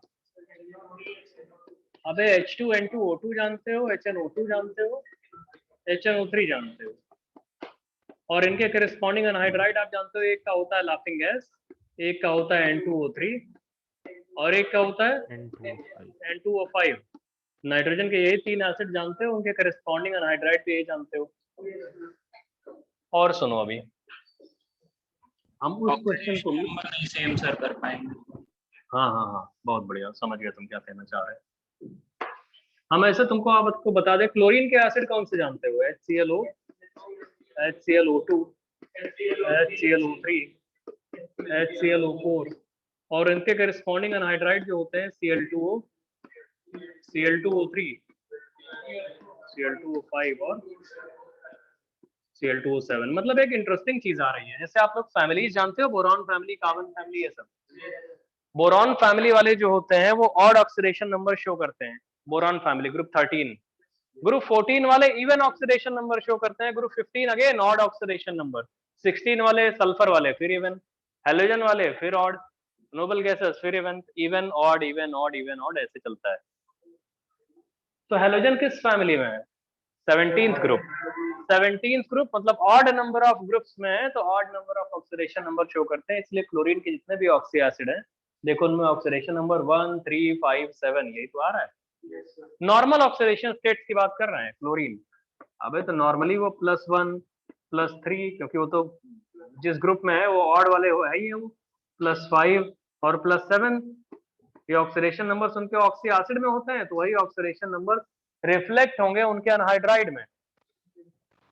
क्या भैया क्या चाहते हो? एसी बंद करवा दें कि ऑन करवा दें? ऑन करवाना है, अच्छा करवा देते हैं। इनके सबके जो एनहाइड्राइड लिखे हैं, इनके ऑक्सी एसिड्स क्या होंगे बताओ? अगर तुम नाइट्रोजन का कोई ऐसा एसिड खोजने जाओ, अच्छा इसमें नाइट्रोजन की ऑक्सीडेशन नंबर क्या है? इसमें नाइट्रोजन की ऑक्सीडेशन नंबर आ रही है +4, और ऐसा दुनिया में कोई एसिड नहीं होता जिसमें नाइट्रोजन की ऑक्सीडेशन नंबर +4 आ जाए। तो इसका मतलब ये नाइट्रोजन तो पहली बात ऑड ऑक्सीडेशन नंबर के एसिड शो करता है, एसिड बनाता है, और जो ऑक्साइड लिखा है आपने वो इवन ऑक्सीडेशन नंबर का है। तो अब तो धोखा हो गया भाई जिंदगी में हम लोग के। तो जानते हो क्या करते हैं? सुनो तो, दो ऑक्सी एसिड, बहुत बढ़िया, दो ऑक्सी एसिड बनेंगे, देखो ऐसे। तो नाइट्रोजन में जब तुमने +4 देखा, NO2 इज वेरी एग्जिस्ट, आपके रूम में मिल सकती है NO2, रेडिश ब्राउन कलर की गैस होती है। तो NO2 के लिए आप क्या करोगे, नाइट्रोजन के पास आओगे, बोलोगे भाई तुम क्या ऑक्सीडेशन नंबर शो करते हो, ये बोलेगा हम +3 शो करते हैं, ये बोलेगा हम +5 शो करते हैं। और तुम्हारे पास जो ऑक्सी एसिड है, रादर जो हाइड्राइड है, उसमें क्या है, +4। तो इसका मतलब है कि इन्हीं दोनों एसिड्स जो लिखे हैं ना, HNO2 और HNO3, इनके बीच में कोई एसिड ऐसा हाइपोथेटिकली एग्जिस्ट कर सकता है, हाइपोथेटिकली एग्जिस्ट कर सकता है जिसमें इवन ऑक्सीडेशन नंबर हो। नहीं समझ रहे हो भाई? तो 3 और 5 का एवरेज तो 4 आएगा, N2O3 N2O5 का एवरेज तो आ रहा है वो, है ना, N2O3 और उसका। तो भैया जैसे N2 N2O3O5, तो नाइट्रोजन 4 हो गए और 5 3 8, तो N4O8 आ गया, मतलब NO2 आ गया। अबे दोनों को ऐड कर दो तो N4O8 हो जाएगा। N4O8 का एवरेज क्या आ रहा है, वो आ रहा है। इसका मतलब NO2 जो है वो अगर उसको पानी में डालोगे तो वो दोनों एसिड बना देगा, ये भी बनाएगा ये भी बनाएगा, 1:1 के रेशियो में HNO2 भी बनाएगा और HNO3 भी बनाएगा। इसलिए इनको बोलते हैं मिक्स अनहाइड्राइड है। ये मिक्स का मतलब है कि ऐसा कोई एसिड डायरेक्टली तो एग्जिस्ट करता नहीं जो NO2 बना देगा। तो HNO2 और HNO3, मतलब NO2 गैस को जब हम लोग पानी में डिसॉल्व करते हैं तो HNO2 भी बनता है और HNO3 भी बनता है। उस +4 ऑक्सीडेशन नंबर को जस्टिफाई करने के लिए उसने दोनों एसिड बना लिए, जिससे दोनों एसिड्स के जो ऑक्साइड बन रहे हैं उन दोनों ऑक्साइड्स का एवरेज +4 आ रहा है। समझ रहे हो? बाकी कौन बताएगा? बाकी साले बताओ ऐसे ही करके। पहले एक काम करो, एक एक नहीं बताओ, पहले सब लिख लो और इन सब के आप ऑक्सी एसिड एक साथ बताओ हमको, एक साथ, ये आधा अधूरा नहीं।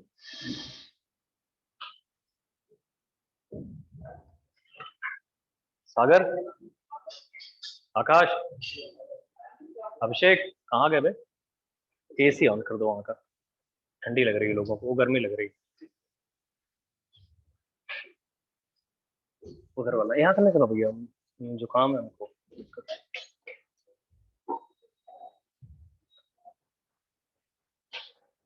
वहां का ऑन कर दो, 22 पे कर देना, बहुत ठंडा ना करना है। यहाँ बंद किसने कर दिया? तो ये वाला इसको बंद कर दो ना, यहाँ क्या चला रहा है यार? चल गया तो अभी साले जम जाएगा एकदम। अरे चल गया, ठंडी लग जाएगी, बंद करो इसको। वहाँ वाला ऑन करवा दो, जाओ से उधर से आता हूँ।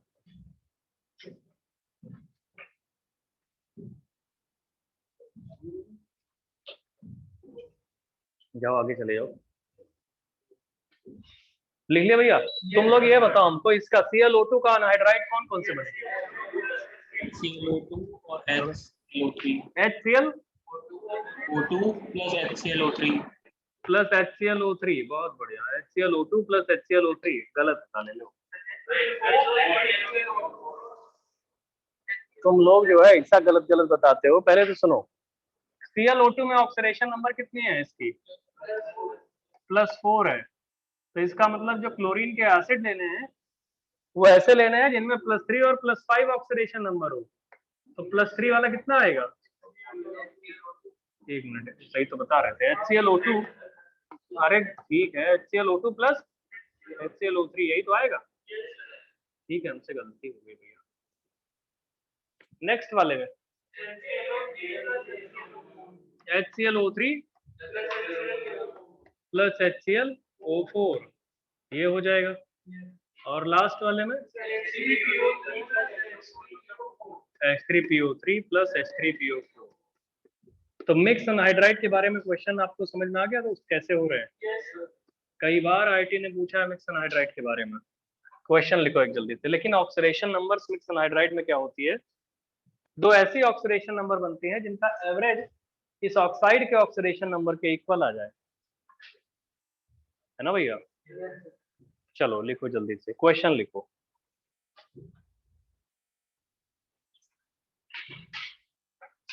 क्वेश्चन लिखो, question. A reddish brown colored gas A, a reddish brown colored gas A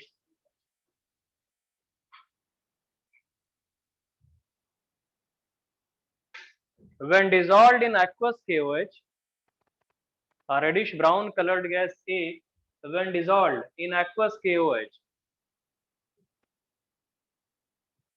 गर्म पानी ले, गर्म पानी। A reddish brown colored gas A, when dissolved in aqueous KOH, produces B and C. Produces B and C.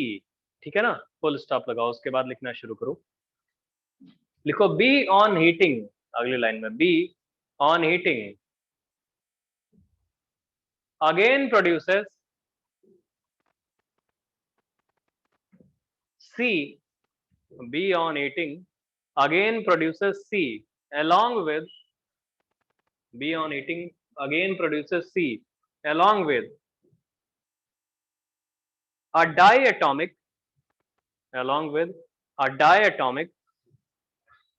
paramagnetic colorless gas D, along with diatomic paramagnetic colorless gas D with bond order E, with bond order X, ठीक है ना, with bond order X कोई integer है या fraction भी, bond order तो fractional भी हो सकते हैं। अगला लिखो, number of unpaired electrons present in D, number of unpaired electrons present in gas D, number of unpaired electrons present in gas D, वो लिखो Y है, number of unpaired electrons present in gas D, वो Y है, Y, समझ रहे हो भैया? पहले तो इतना ही बताओ, identify by ABCD X and Y। चलो बाकी लोग ट्राई करो।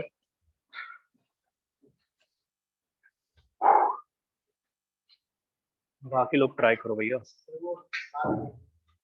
अभी क्या कर रहा है? अच्छा ठीक है, तो वहाँ के फैन पीछे वाले जाके ऑन कर दो, जैसे इन लोग को थोड़ा सा हो, और अभी क्लास के बाद देख लेना उसको, दूसरी वाली क्लास में प्रॉब्लम ना हो। यहाँ का मत ऑन करो, इधर नहीं, सामने वाले नहीं, वहाँ पीछे वाले सारे जाके ऑन कर दो, और स्विंग मोड में डाल देना सारे को ये फैन।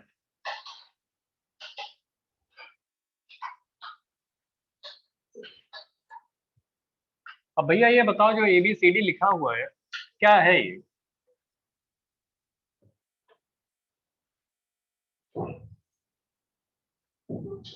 ये जैसा आपको समझ में आ रहा होगा, रेडिश ब्राउन कलर गैस क्या है? NO2। तो NO2 ही रेडिश ब्राउन कलर गैस होती है, जिसको, लेकिन आप एक बात तो बताओ, मिक्स अनहाइड्राइड है, सुनो तो, अगर इसको आप वाटर में डालोगे तो क्या मिलेगा? वाटर में ऐड करने के बाद HNO2 मिलेगा और HNO3 मिलेगा। लेकिन दोस्त एक बात बताइए, HNO2 HNO3 की बात नहीं है यहाँ पे, यहाँ तो हम लोग कह रहे हैं एक्वस KOH में डाला हुआ है। तो एक्वस KOH का मतलब पानी भी है, और पानी के बाद उसमें KOH भी है। तो सबसे पहले NO2 जाएगा, वाटर से रिएक्शन करेगा, और वाटर से रिएक्शन करके क्या बनाएगा? HNO2 और HNO3, और HNO2 और HNO3 दोनों फिर KOH के साथ रिएक्शन करेंगे। नहीं समझ रहे? तो KOH के साथ रिएक्शन जब करेंगे तो क्या हो जाएगा ये KOH के साथ? अरे KNO2 और KNO3 आ जाएगा, KNO2 प्लस KNO3 आ जाएगा। तो इसका मतलब जो हमने बोला है ना, reddish brown colour gas dissolved in aqueous KOH बनाते हैं B और C, तो B और C में एक KNO2 होगा, एक KNO3 होगा। अब अभी बताते हैं कौन होगा इसमें। तो पहले तो ये रिएक्शन हो जाएगी, जल्दी से लिखो।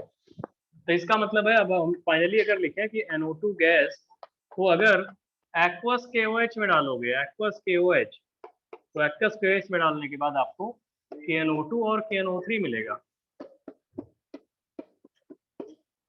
ये है। और साथ में ठीक है, बैलेंस हो जाएगा, वाटर भी बनेगा, और भी जो भी हो सकता है, बन सकता है कुछ भी। तो फाइनली तो ये वाली इक्वेशन है एक्वस KOH में डालने के बाद। उसके बाद देखिए, अभी और भी आना है आपको।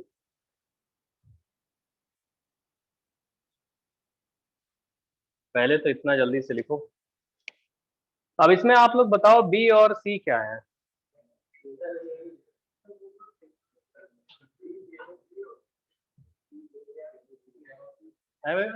KNO3, बहुत बढ़िया दोस्त। सुनो तो, नाइट्रेट्स के हीटिंग इफेक्ट बता रहे हैं। एक्चुअली जो अल्कली मेटल नाइट्रेट होते हैं, they on heating producers alkali metal nitrite along with O2 gas. तो सुनो तो, सुन लो पहले, अभी रुक जाओ, अभी नाइट्रेट के हीटिंग इफेक्ट बताते हैं आपको। जो अल्कली मेटल, अभी रुकिएगा, वो क्वेश्चन को पढ़ाने के उसमें चल रहा है, नहीं पहले ठीक है, अभी बताते हैं। इसके बाद हमें याद दिला देना कि हीटिंग इफेक्ट पढ़ाना है ना। KNO3 को जब हीट करते हैं हम लोग, तो हीट करते हैं तो बनाता है KNO2 प्लस वही हाफ O2 या O2 बैलेंस कर लो, ठीक है। तो इसका मतलब A क्या हो जाएगा तुम्हारा, ये हो जाएगा, तो नहीं C और B ये हो जाएगा, जिससे B को जब हीट करते हैं तो फिर से C मिलता है और गैस D मिलती है, और D ही O2 है, diatomic gas, paramagnetic gas. O2 का मॉलिक्यूलर ऑर्बिटल कॉन्फ़िगरेशन लिखते हो तो क्या ये डायटोमिक आती है O2 गैस, और यही गैस पैरामैग्नेटिक भी होती है, होता है कि नहीं होता? बहुत बढ़िया दोस्त। कलरलेस भी होती है ये, नहीं जनरली लोग सोचते हैं कि भैया पैरामैग्नेटिक है तो कलर्ड होगी, लेकिन कलरलेस गैस भी होती है। बॉन्ड ऑर्डर कितना होता है इसका? बॉन्ड ऑर्डर इस गैस का होता है 2। Actual number of bond between two atoms वो आता है 2। नंबर ऑफ अनपेड इलेक्ट्रॉन कितने होते हैं? Number of unpaired electron is equal to 2। क्या कह रहे हो बे? हैं? कुछ कह रहे हो क्या? डायमैग्नेटिक है, डाई एटॉमिक है बे, पैरामैग्नेटिक है, कलरलेस गैस है। तो गैस डी आपको समझ में आ गया कि ये O2 गैस है। तो ABCD ये समझ में आ गया। और क्या पूछा था? हो गया था, बहुत बढ़िया दोस्त। चलो, इसको केमिकल इक्विलिब्रियम से भी लिंक करवा सकते हैं, तो आगे और भी चीजें हो सकती हैं, इतना कर लो। अब हीटिंग इफेक्ट की बात आती है, कर लिए इतना? किसी को डाउट? लिखो, heating effect of alkali metal, heating effect of alkali metal nitrate, heating effect of alkali metal nitrate, heating effect of alkali metal nitrate. अगली लाइन में लिखो, इसी में लिखना शुरू करो। Alkali metal nitrates on heating, alkali metal nitrates on heating undergoes decomposition to form, alkali metal nitrate on heating undergoes decomposition, alkali metal nitrates on heating undergoes decomposition to form alkali metal nitrite, undergoes decomposition to form alkali metal nitrite along with O2 gas on heating, वही लिखा है, alkali metal nitrates on heating undergoes decomposition to form alkali metal nitrite along with O2 gas, ठीक है ना? लिखो except, इसी में except, EXCEPT, except lithium nitrate LiNO3, except LiNO3। Actually ये डायगोनल रिलेशनशिप होती है ना मैग्नीशियम से, तो थोड़ा सा डिफरेंटली बिहेव करता है, ये अभी बताएंगे आपको। तो बाकी जो मेटल नाइट्रेट्स है अल्कली वाले, वो जब हीट करोगे तो जो हमने बताया वही होगा। क्या होगा भैया? जैसे लिथियम को छोड़ दो, आप सपोज करो लिखते हो NaNO3, ठीक है, KNO3, रुक जाओ अभी एक साथ लिखने दो, RbNO3 और CSNO3, वो बाकी ना लिखना। इन सबको अगर हीट करोगे तो इन सबके हीट करने पे एक कॉमन गैस निकल रही है। कौन सी गैस? O2 गैस निकल रही है, कॉमन, सब में कॉमन है तो कॉमन लिख दिया। और इन सबके रिस्पेक्टिवली क्या क्या बन रहा है? नाइट्राइट्स बन रहे हैं, NaNO2, फिर KNO2 और साथ में RbNO2, बहुत बढ़िया दोस्त, और CSNO2, ये हो गया है दोस्त। लिथियम वाला मत लिखना, लिथियम वाला अभी बता रहे हैं ना आपको क्या होता है, एक्सेप्शन नहीं होता एक्चुअली, तो मैग्नीशियम के तरीके बिहेव करने लगता है ना डायगोनल रिलेशनशिप के ऊपर। तो ये अल्कली मेटल नाइट्रेट हो गए। कोई बोले सर लिथियम नाइट्रेट कैसे बिहेव करता है, वो अभी लिखने जा रहे हैं ना।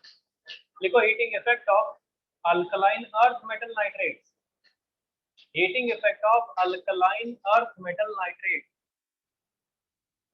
Heating effect of alkaline earth metal nitrate, alkaline earth metal way group 2 वाले, heating effect of alkaline earth metal nitrate,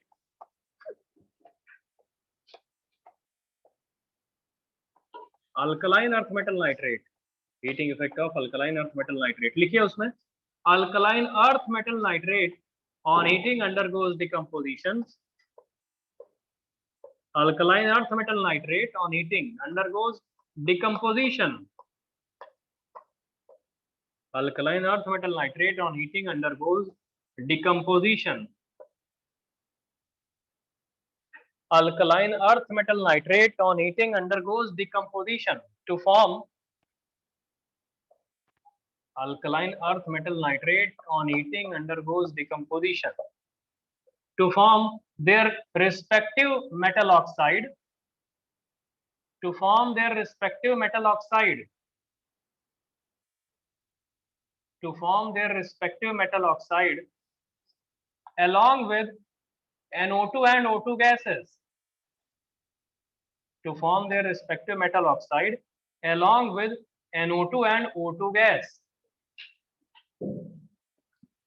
along with NO2 and O2 gas, है ना। अल्कली जो अल्कलाइन अर्थ मेटल वाले ऑक्साइड हैं और अदर नाइट्रेट्स हैं, उनको heat करने पे ये मिलता है। सुनो दोस्त, एक बात बताओ, हमने अल्कलाइन अर्थ मेटल नाइट्रेट ये लिख दिया, beryllium nitrate, magnesium nitrate, strontium nitrate, ये सब लिखे हुए हैं भैया। साथ में हमने ये लिथियम नाइट्रेट भी लिखा है, अगर आप नीचे देखोगे तो लिथियम की एक्चुअली बेरिलियम से डायगोनल से मैग्नीशियम से डायगोनल रिलेशनशिप होती है कि नहीं होती? तो लिथियम की most of the properties, rather almost सारी प्रॉपर्टीज मैग्नीशियम से मैच करती है। तो जैसे मैग्नीशियम नाइट्रेट बिहेव करेगा, लिथियम भले ही सेकंड पीरियड का है, वो बोलेगा नहीं नहीं भाई हम भी तुम्हारे जैसे ही बिहेव करेंगे, हम तुमको फॉलो करेंगे।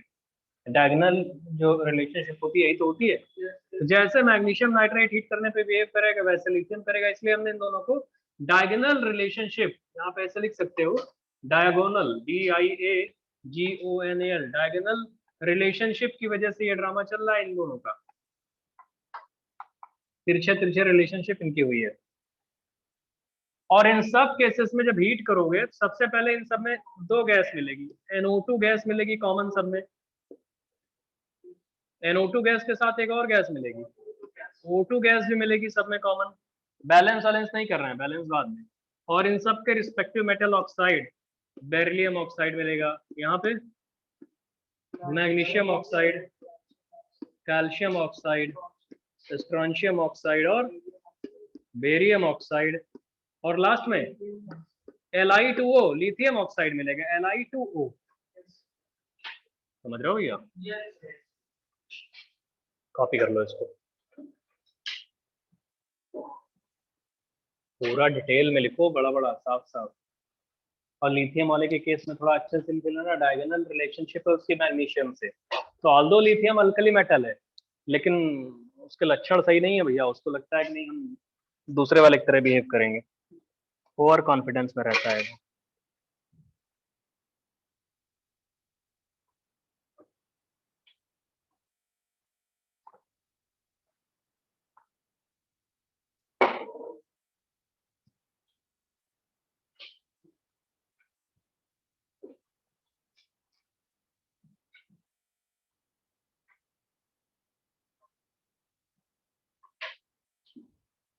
समझ रहे हो दोस्त? बहुत बढ़िया। लिखो heating effect of alkaline earth metal carbonate. ये सब एस ब्लॉक की चीजें हैं, तुम लोग साले पढ़े तो हो नहीं, तो अब वही सब पढ़ा दे रहे हैं, क्या पता तुम लोग जानते हो नहीं। बहुत लोग हम कुछ बोलते हैं बीच बीच में तो आधे लोग सब सन्नाटे में बैठे रहते हो ना, बहुत लोग नहीं, कुछ लोग जानते भी हैं, ऐसा नहीं है। Heating effect of alkaline earth metal carbonate. Heating effect of alkaline earth metal carbonates. Heating effect of alkaline earth metal carbonates. ठीक है भैया, लिखो इसमें alkaline earth metal carbonate on heating undergoes decomposition. Alkaline earth metal carbonate on heating. Alkaline earth metal carbonates on heating undergoes decomposition. Alkaline earth metal carbonates on heating undergoes decomposition to form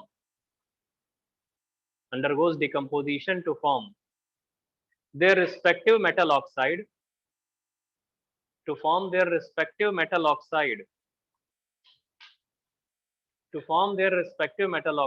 along with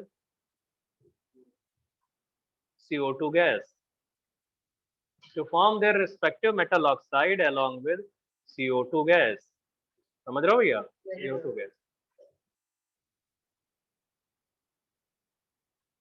और इनमें भी जो thermal stability होती है, लिखो इसी में अगले लाइन में लिखना है, इसी में नेक्स्ट लाइन में, thermal stability of alkaline earth metal carbonates increases down the group.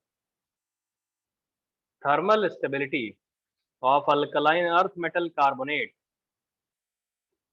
अभी हाँ, alkaline earth metal carbonate comma sulphate comma sulphide comma phosphate सब लिख लेना।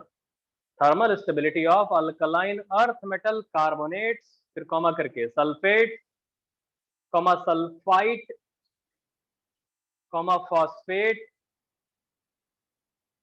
है ना, increases down the group. Thermal stability of alkaline earth metal carbonate, sulfate, phosphate, alkaline earth metal carbonate, phosphate, sulfate, sulfite increases down the group. इसका मतलब है कि आप जैसे डाउन द ग्रुप जाओगे तो हीट करने में वो इजीली नहीं टूटेंगे, बहुत डिफिकल्टी से ब्रेक होंगे। समझ में आ गया भैया? तो इसका मतलब है कि जो बेरियम कार्बोनेट होगा सबसे नीचे, उसको ज्यादा हीट देना पड़ेगा। अगर आप कैल्शियम कार्बोनेट सपोज करो 200 डिग्री सेंटीग्रेड पे हीट करने पे टूट गया, तो बेरियम कार्बोनेट उससे बहुत ज्यादा हीट करने पे ब्रेक होगा। ठीक है भैया? अच्छा, तो इनके हीटिंग इफेक्ट आप लाइन से लिखना शुरू करो। जैसे हम यहाँ पे बोल रहे हैं, सपोज करिए, यही लिख देते हैं यहीं पे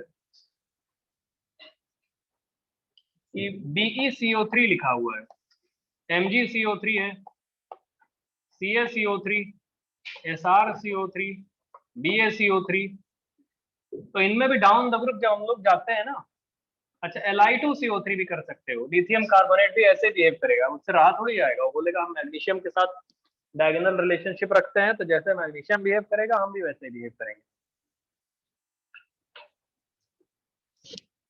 तो इन सारे केसेस में क्या CO2 बनेगा और इनके रिस्पेक्टिव मेटल ऑक्साइड बन जाएंगे। जल्दी करो। और लिथियम और मैग्नीशियम वाले एक साथ लिख लेना, या अलग जहां भी लिखना उनके डायगोनल रिलेशनशिप को दिखा देना। पता होना चाहिए तुमको डायगोनल रिलेशनशिप के बारे में। समझ रहे हो दोस्त? ये होता है। अब क्या हो रहा है इसमें, थोड़ा सा और देखिए इसमें, thermal stability increases down the group. Lithium को छोड़ दो, लिथियम को काउंट मत करना। बाकी अगर आप देखोगे तो ये थर्मली ज्यादा स्टेबल होते जा रहे हैं, मतलब मोर एंड मोर हीट जो है वो रिक्वायर होगी नीचे वालों को तोड़ने में। मतलब बेरियम कार्बोनेट इतनी इजीली नहीं टूटेगा, बेरिलियम कार्बोनेट थोड़ा सा हीट करने पे आराम से स्प्लिट कर जाएगा। तो उसको लिख लो कि थर्मल स्टेबिलिटी इंक्रीज हो रही है, मतलब बेरियम कार्बोनेट को डिकम्पोज करने में ज्यादा अमाउंट ऑफ हीट रिक्वायर्ड है। बेरियम कार्बोनेट को हीट करने में, बेरियम कार्बोनेट को स्प्लिट करने में ज्यादा अमाउंट ऑफ हीट रिक्वायर्ड है। बेरियम कार्बोनेट को हीट करने में ज्यादा अमाउंट ऑफ हीट रिक्वायर्ड होगी बेरियम वाले को। सबसे आखिरी में ना बेरियम, इसलिए ज्यादा हीट रिक्वायर्ड होगी।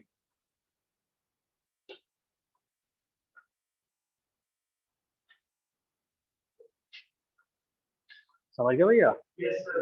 वो नहीं तो फिर वो टूटेगा ही नहीं। और यही कार्बोनेट्स का भी स्टेबिलिटी का ऑर्डर होता है। वैसे आपको पता होगा, अब हम लिखवाएंगे नहीं, इसका मतलब जानते हो तुम लोग। एस ब्लॉक में आपने सल्फेट को भी देखा होगा, इनके सल्फेट भी तो हीट करते हैं। इनके सल्फेट को अगर हीट करोगे तो SO2 गैस निकलेगी, है ना भैया। नाइट्रेट का बता ही दिया है, सल्फेट की stability around the group increase होती है। अब सुनिए, लिखिए heating effect of alkali metal carbonate, alkali, heating effect of alkali metal carbonate, heating effect of alkali metal carbonate, alkali, heating effect of alkali metal carbonate. लिखो alkali metal carbonates on heating,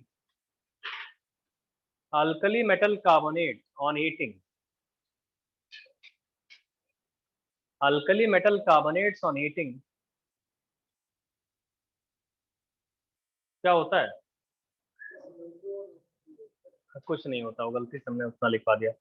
alkali metal carbonate जो होते हैं they are stable to heat actually में, और heat करने पे कुछ नहीं, प्रोड्यूसर्स नथिंग, लिख लो producers nothing, alkali metal carbonates on heating producers nothing except lithium carbonate, बाकी वाले प्रोड्यूसर्स नथिंग, कुछ नहीं होगा। Alkali metal carbonates on heating producers nothing. वैसे ये 800 डिग्री सेंटीग्रेड के नीचे हीट करोगे तो कुछ नहीं होगा। अब तुम एकदम कुछ भी साले आखिरी इनफाइनाइट हीट करते चले जाओ, कुछ ना कुछ तो होगा ही, स्प्लिट तो वो भी कर जाएंगे। लेकिन अब क्या है कि हम लोग नॉर्मल कंडीशन की बात करते हैं ना, तुम जिस बीकर में हीट कर रहे हो, पता लगे बीकर ही पिघल जाए, तुम हीट कर रहे हो। तो वही लिखा है कि अल्कली मेटल कार्बोनेट जो होते हैं वो हीट करने पे producers nothing except lithium carbonate, और लिथियम कार्बोनेट हीट करने पे बिहेव करता है मैग्नीशियम कार्बोनेट के तरीके, ड्यू टू डायगोनल रिलेशनशिप, लिख लो वहीं पे कि लिथियम कार्बोनेट की हीटिंग वैसे होती है जैसे मैग्नीशियम कार्बोनेट की होती है, due to diagonal relationship. Lithium और मैग्नीशियम कार्बोनेट डायगोनल रिलेशनशिप की वजह से सेम बिहेवियर शो करते हैं हीटिंग में। ठीक है भैया, चलो दोस्त नेक्स्ट। अब बाकी इसका मतलब तुम लोग हीटिंग इफेक्ट जानते हो, तो अब आगे आ जाओ। HNO3 पढ़ा रहे थे हम आप लोगों को। HNO3 की कुछ रिएक्शंस बताई थी लास्ट क्लास में, कुछ कॉपर वाली रिएक्शन ऐसे करके बताई थी। कॉपर और जिंक के केस में स्पेशली थोड़ा सा अलग से, अभी रुक जा, लिखना नहीं, ऐसे ही रिवाइज करवा रहे हैं, रिवाइज। वेपर कॉन्क HNO3, कल किसी ने पूछा था हमसे कि सर ये वेपर कॉन्क क्या होता है। एक्चुअली में कंसंट्रेटेड HNO3 लिक्विड स्टेट में होता है। वेपर कॉन्क का मतलब ये होता है कि उसकी वेपर जो फ्यूम्स निकलती हैं, अगर आपने लैब में कभी देखा हो तो उसमें से धुआं सा निकलता रहता है, उस फ्यूम से रिएक्शन करवाया जाता है, जो है रिएक्शन करवाया जाता है, तो उसे बोलता है vapour conc HNO3। Concentrated HNO3 अगर आप देखोगे किसी बीकर में रखा हुआ है, उसमें से फ्यूम्स निकलती रहती है, धुआं, मतलब ऐसे धुआं समझते हो, ऐसे फ्यूम्स, वेपर्स, तो वो रिएक्शन करने की बात करते हैं। वैसे इसमें भी वेपर कॉन्क HNO3, तो इन दोनों पर्टिकुलर केसेस में जो आपको लास्ट क्लास में हमने बताया है, N2 गैस निकलती है। तो इन दोनों ही केसेस में N2 गैस निकलती है, और इनके साथ में मेटल नाइट्रेट बनते हैं। भैया कॉपर का नाइट्रेट +2 ऑक्सीडेशन नंबर में आ जाएगा, CuNO3 होल ट्वाइस, और ये ZnNO3 होल ट्वाइस। अभी और सुनो, फिर हमने कॉपर की एक रिएक्शन जो आज करेक्ट करवाई थी HNO3 से, 3:8 के रेशियो में जो होता है, एनसीईआरटी में 3:8 लिखा है, मोलर रेशियो 3:8। इसमें करोगे तो NO गैस निकली। कौन सी गैस निकली थी? लाफिंग निकली थी, NO निकली थी, NO गैस निकला था, और साथ में कॉपर का नाइट्रेट बन जाएगा।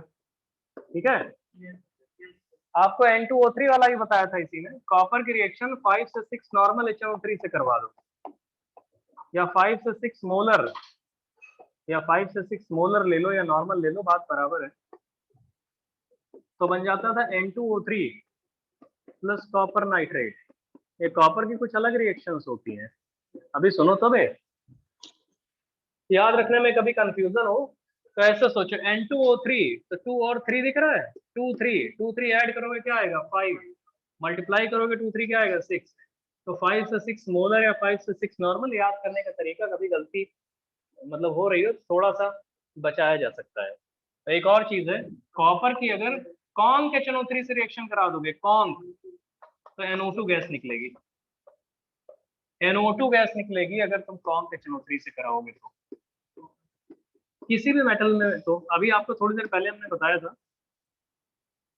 तो ये 4 रिएक्शन कॉपर की आपको मतलब पता होनी चाहिए। एक ये रिएक्शन हो गई, एक ये हो गई, एक ये हो गई और एक ये। अभी और जनरल बहुत सारी रिएक्शन बताए जा रहे हैं। इसको लिखो, कॉपी करो, जल्दी करोगे। क्या बना रहे हो साले, लिखो जल्दी से।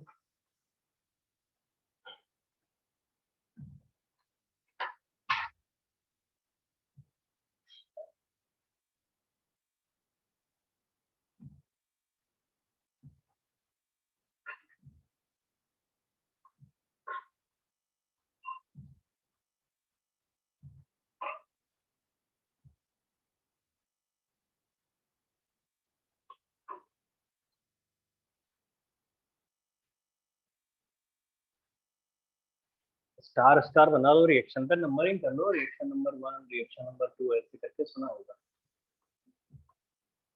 और बार बार देखोगे तभी याद हो जाएगा। इसमें कोई ऐसा बड़ी चीज नहीं है कि जो याद ना होती हो।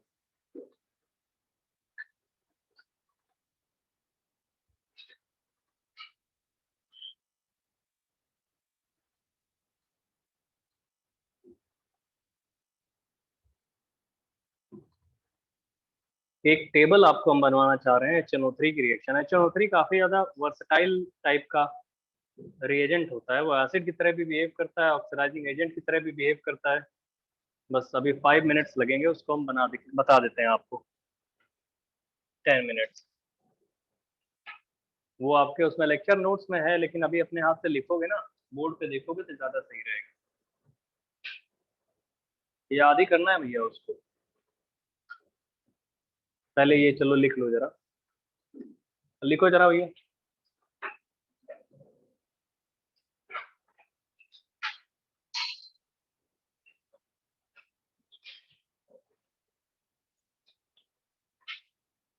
तो पहले तो कॉन्क HNO3 के बारे में लिखवा देते हैं, लिखो। ऐसे पॉइंट्स हैं, कुछ इंपॉर्टेंट पॉइंट्स है, लिखो। Conc HNO3 reacts with conc HNO3। उसकी रिएक्शन बता रहे हैं आपको। Conc HNO3 reacts with non-metals and metalloids. Conc HNO3 reacts with non-metals and metalloids. Conc HNO3 reacts with non-metals and metalloids to form their respective ic acids. Conc HNO3 reacts with non-metals and metalloids. Conc HNO3 reacts with non-metals and metalloids to form their respective ic acid, IC, ic, जैसे sulphuric आएगा ना आखिरी में, ic, to form their respective ic acids along with, to form their respective ic acids along with NO2 gas, along with NO2 gas। ठीक है भैया, इधर देखो, अभी और बता रहे हैं, रुकिए। जैसे कार्बन से रिएक्शन करेगा, नॉन मेटल जनरली ऐसे लिखता है, कार्बन हो गया, बोरॉन हो गया, आयोडीन हो गया, फास्फोरस हो गया, सल्फर हो गया, कुछ मेटालॉइड भी लिख दो, मान लो आर्सेनिक हो गया, एंटीमनी हो गया, टिन हो गया, टिन। ये मेटालॉइड की कैटेगरी में आते हैं। टिन मेटल भी कहा जाता है, लेकिन एम्फोटेरिक होता है ना, तो मेटालॉइड भी कह सकते हैं उसको।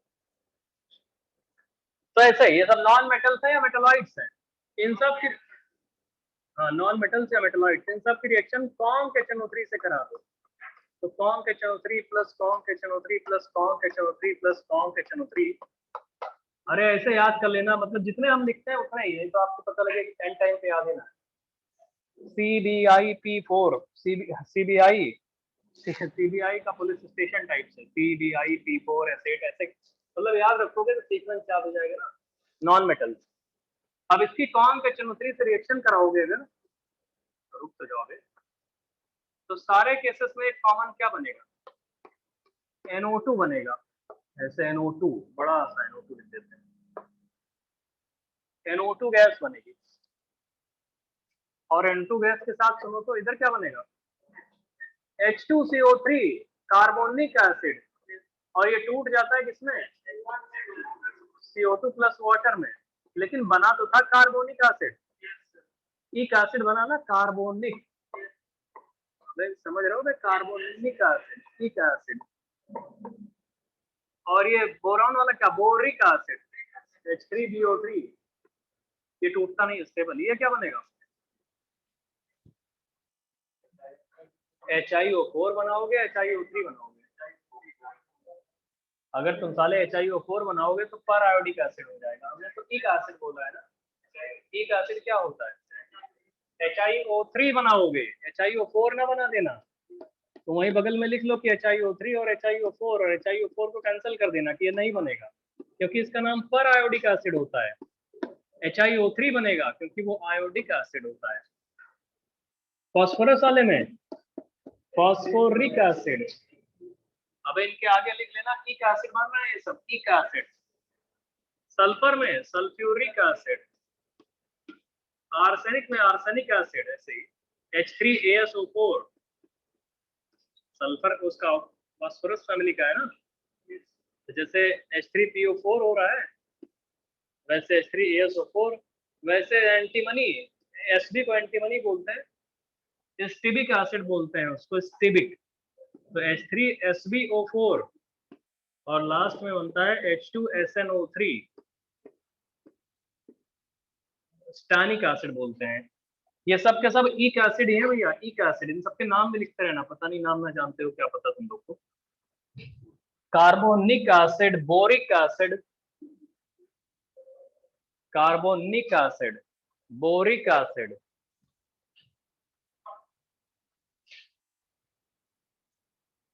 Iodic acid, phosphoric acid, sulphuric acid, arsenic acid, stibic acid, और इधर लिखते हैं बाद में stannic acid, stannic, STANNIC, stannic acid. क्या भाई, सबसे लास्ट वाले का stannic acid, STANNIC, stannic. Antimony का stibic acid, STIBBIC, stibic acid. और ऊपर वाले का आर्सेनिक एसिड, आर्सेनिक नाम ही उसका, arsenic acid, arsenic acid, stibic acid और stannic acid, stannic, STANNIC, stannic acid. सब में NO2 बनता है और ये इनके रिस्पेक्टिव इक एसिड बनते हैं। मेटल और मेटलॉइड्स के केस की बात कर रहे हैं, है ना भैया? अब चलिए नेक्स्ट लिखिए, कॉन्क HNO3, दूसरा वाला कॉन्क HNO3 की रिएक्शंस बता रहे हैं आपको। Conc HNO3 reacts with metals. अब गोल्ड और प्लैटिनम इनसे रिएक्शन नहीं करता, ये इस चीज का ध्यान रखना। गोल्ड और प्लैटिनम इन सबसे रिएक्शन करने के लिए एक्वारेजिया की रिक्वायरमेंट होती है। एक्वारेजिया बहुत बढ़िया, जानते हो तुम लोग इसका मतलब, जानकार टाइप के लोग साले, हमको लगा तो जानते नहीं। हाँ HNO3 HCl, चलो लिखो, conc HNO3 reacts with, conc HNO3 reacts with metals, है ना, वो लिख सकते हो वहां पे कि भैया वो एक्सेप्ट गोल्ड, प्लैटिनम एटसेट्रा, ऐसे जो बहुत ज्यादा नोबल मेटल्स होते हैं वो सिर्फ एक्वारेजिया से रिएक्शन करते हैं ना, तो गोल्ड और प्लैटिनम यहाँ रिएक्शन की बात नहीं हो रही है, एक्सेप्ट गोल्ड, प्लैटिनम एटसेट्रा, ठीक है, ब्रैकेट बंद करके फिर लिखो, to produce their respective metal nitrate, to produce their respective metal nitrates,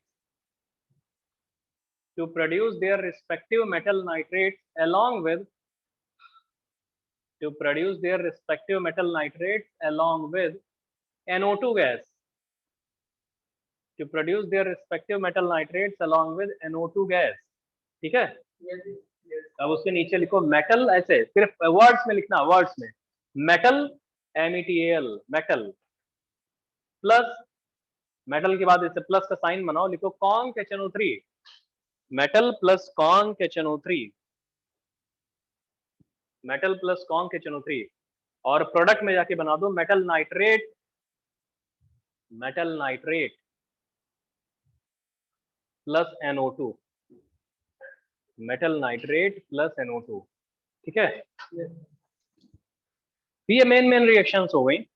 फिर अगला पॉइंट लिखो, इन जनरल, थर्ड पॉइंट है मतलब उसी में, in general dilute HNO3 reacts with dilute HNO3, in general dilute HNO3 और ब्रैकेट में लिखना around 20% HNO3, in general dilute HNO3 और ब्रैकेट में लिखो around 20%, in general dilute HNO3 मतलब 20% HNO3 अराउंड 20 से 30% बोलते हैं उसको, या 20-30 कुछ भी कर सकते हो। reacts with metals, dilute HNO3 reacts with metals to form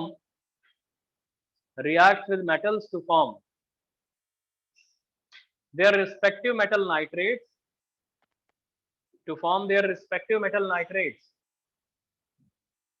along with NO gas, NO gas,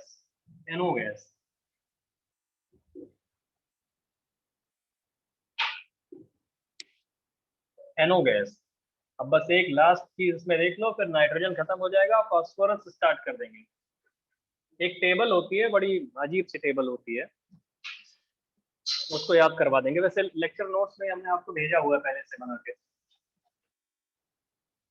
कि HNO3 जो होता है वेरी डाइल्यूट कंडीशन में अलग बिहेव करता है, डाइल्यूट कंडीशन में अलग बिहेव करता है, कॉम कंडीशन में अलग बिहेव करता है। मतलब पहला ऐसा रिएजेंट है जो बहुत अजीब अजीब तरीके बिहेव करता है। उसकी टेबल हमने आपको बनाई है, उस टेबल को याद करना है, कैसे भी आपको याद करना। देखिए वेरी डाइल्यूट HNO3 एक चीज होती है, पहले देख लो अभी कॉपी कर लेना। कितना टाइम हो गया? टाइम तो नहीं हो गया क्लास का? अरे रुक तो जाओ, क्या जल्दी है, क्या करोगे? Very dilute HNO3 around 6% HNO3 बोलते हैं। फिर उसके बाद आता है डाइल्यूट HNO3, डाइल्यूट HNO3 को बोलते हैं अराउंड 20 से 30% HNO3 इसको बोला जाता है। फिर आता है कॉन्क HNO3 जो काफी ज्यादा होता है 50% से ऊपर मान लेते हैं इसको। और लास्ट में आएगा वेपर कॉन्क HNO3। सुनिए अभी, जल्दीबाजी नहीं करो। और लास्ट के पहले एक और चीज आता है HNO3 5 से 6 नॉर्मल, जैसे आपको बताया था 5 से 6 मोलर या 5 से 6 नॉर्मल। इनकी रिएक्शंस, वेरी डाइल्यूट HNO3 किनसे किनसे रिएक्शन करता है वो आपके उसमें लिखा हुआ है, सिर्फ जिनसे रिएक्शन करता है वही लिखेंगे, सबसे नहीं। ऐसे तो फिर नहीं तो बहुत हो जाएगा।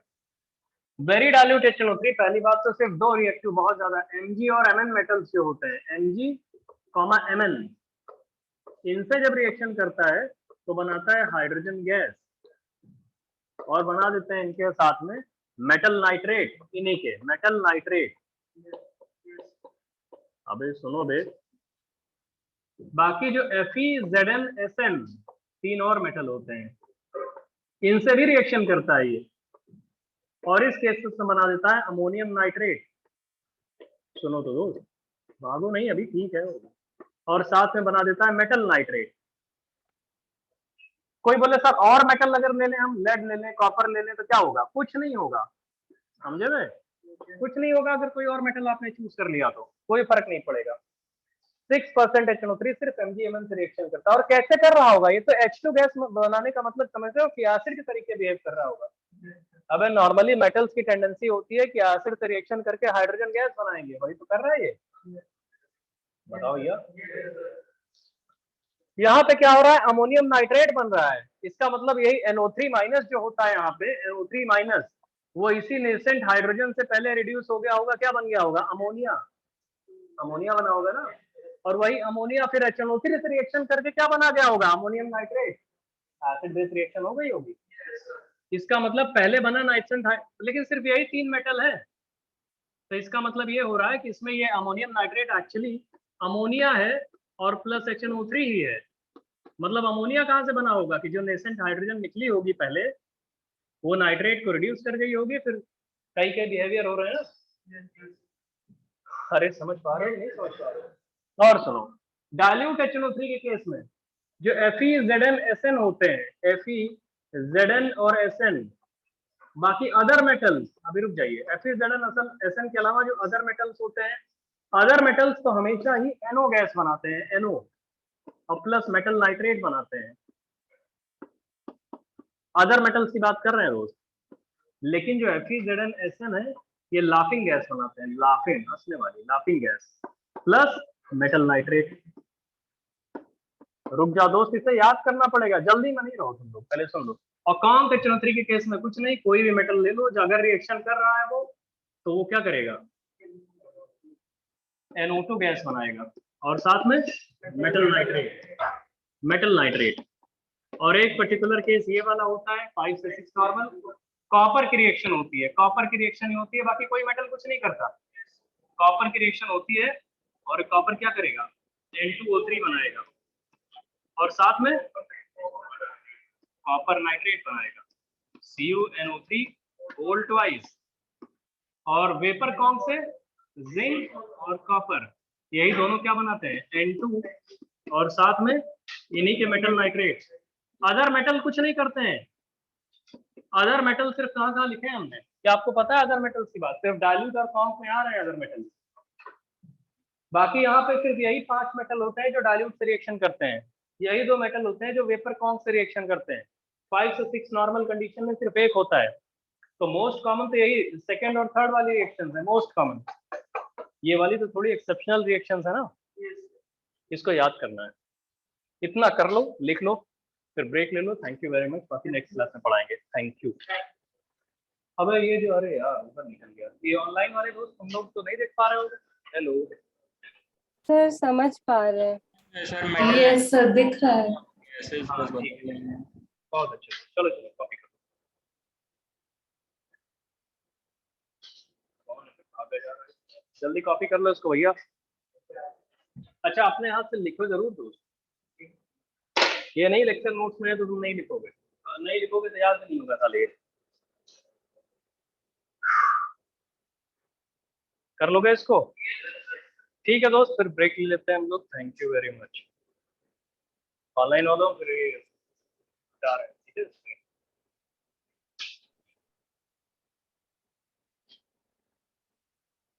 आप लोग लेक्चर देख लेना।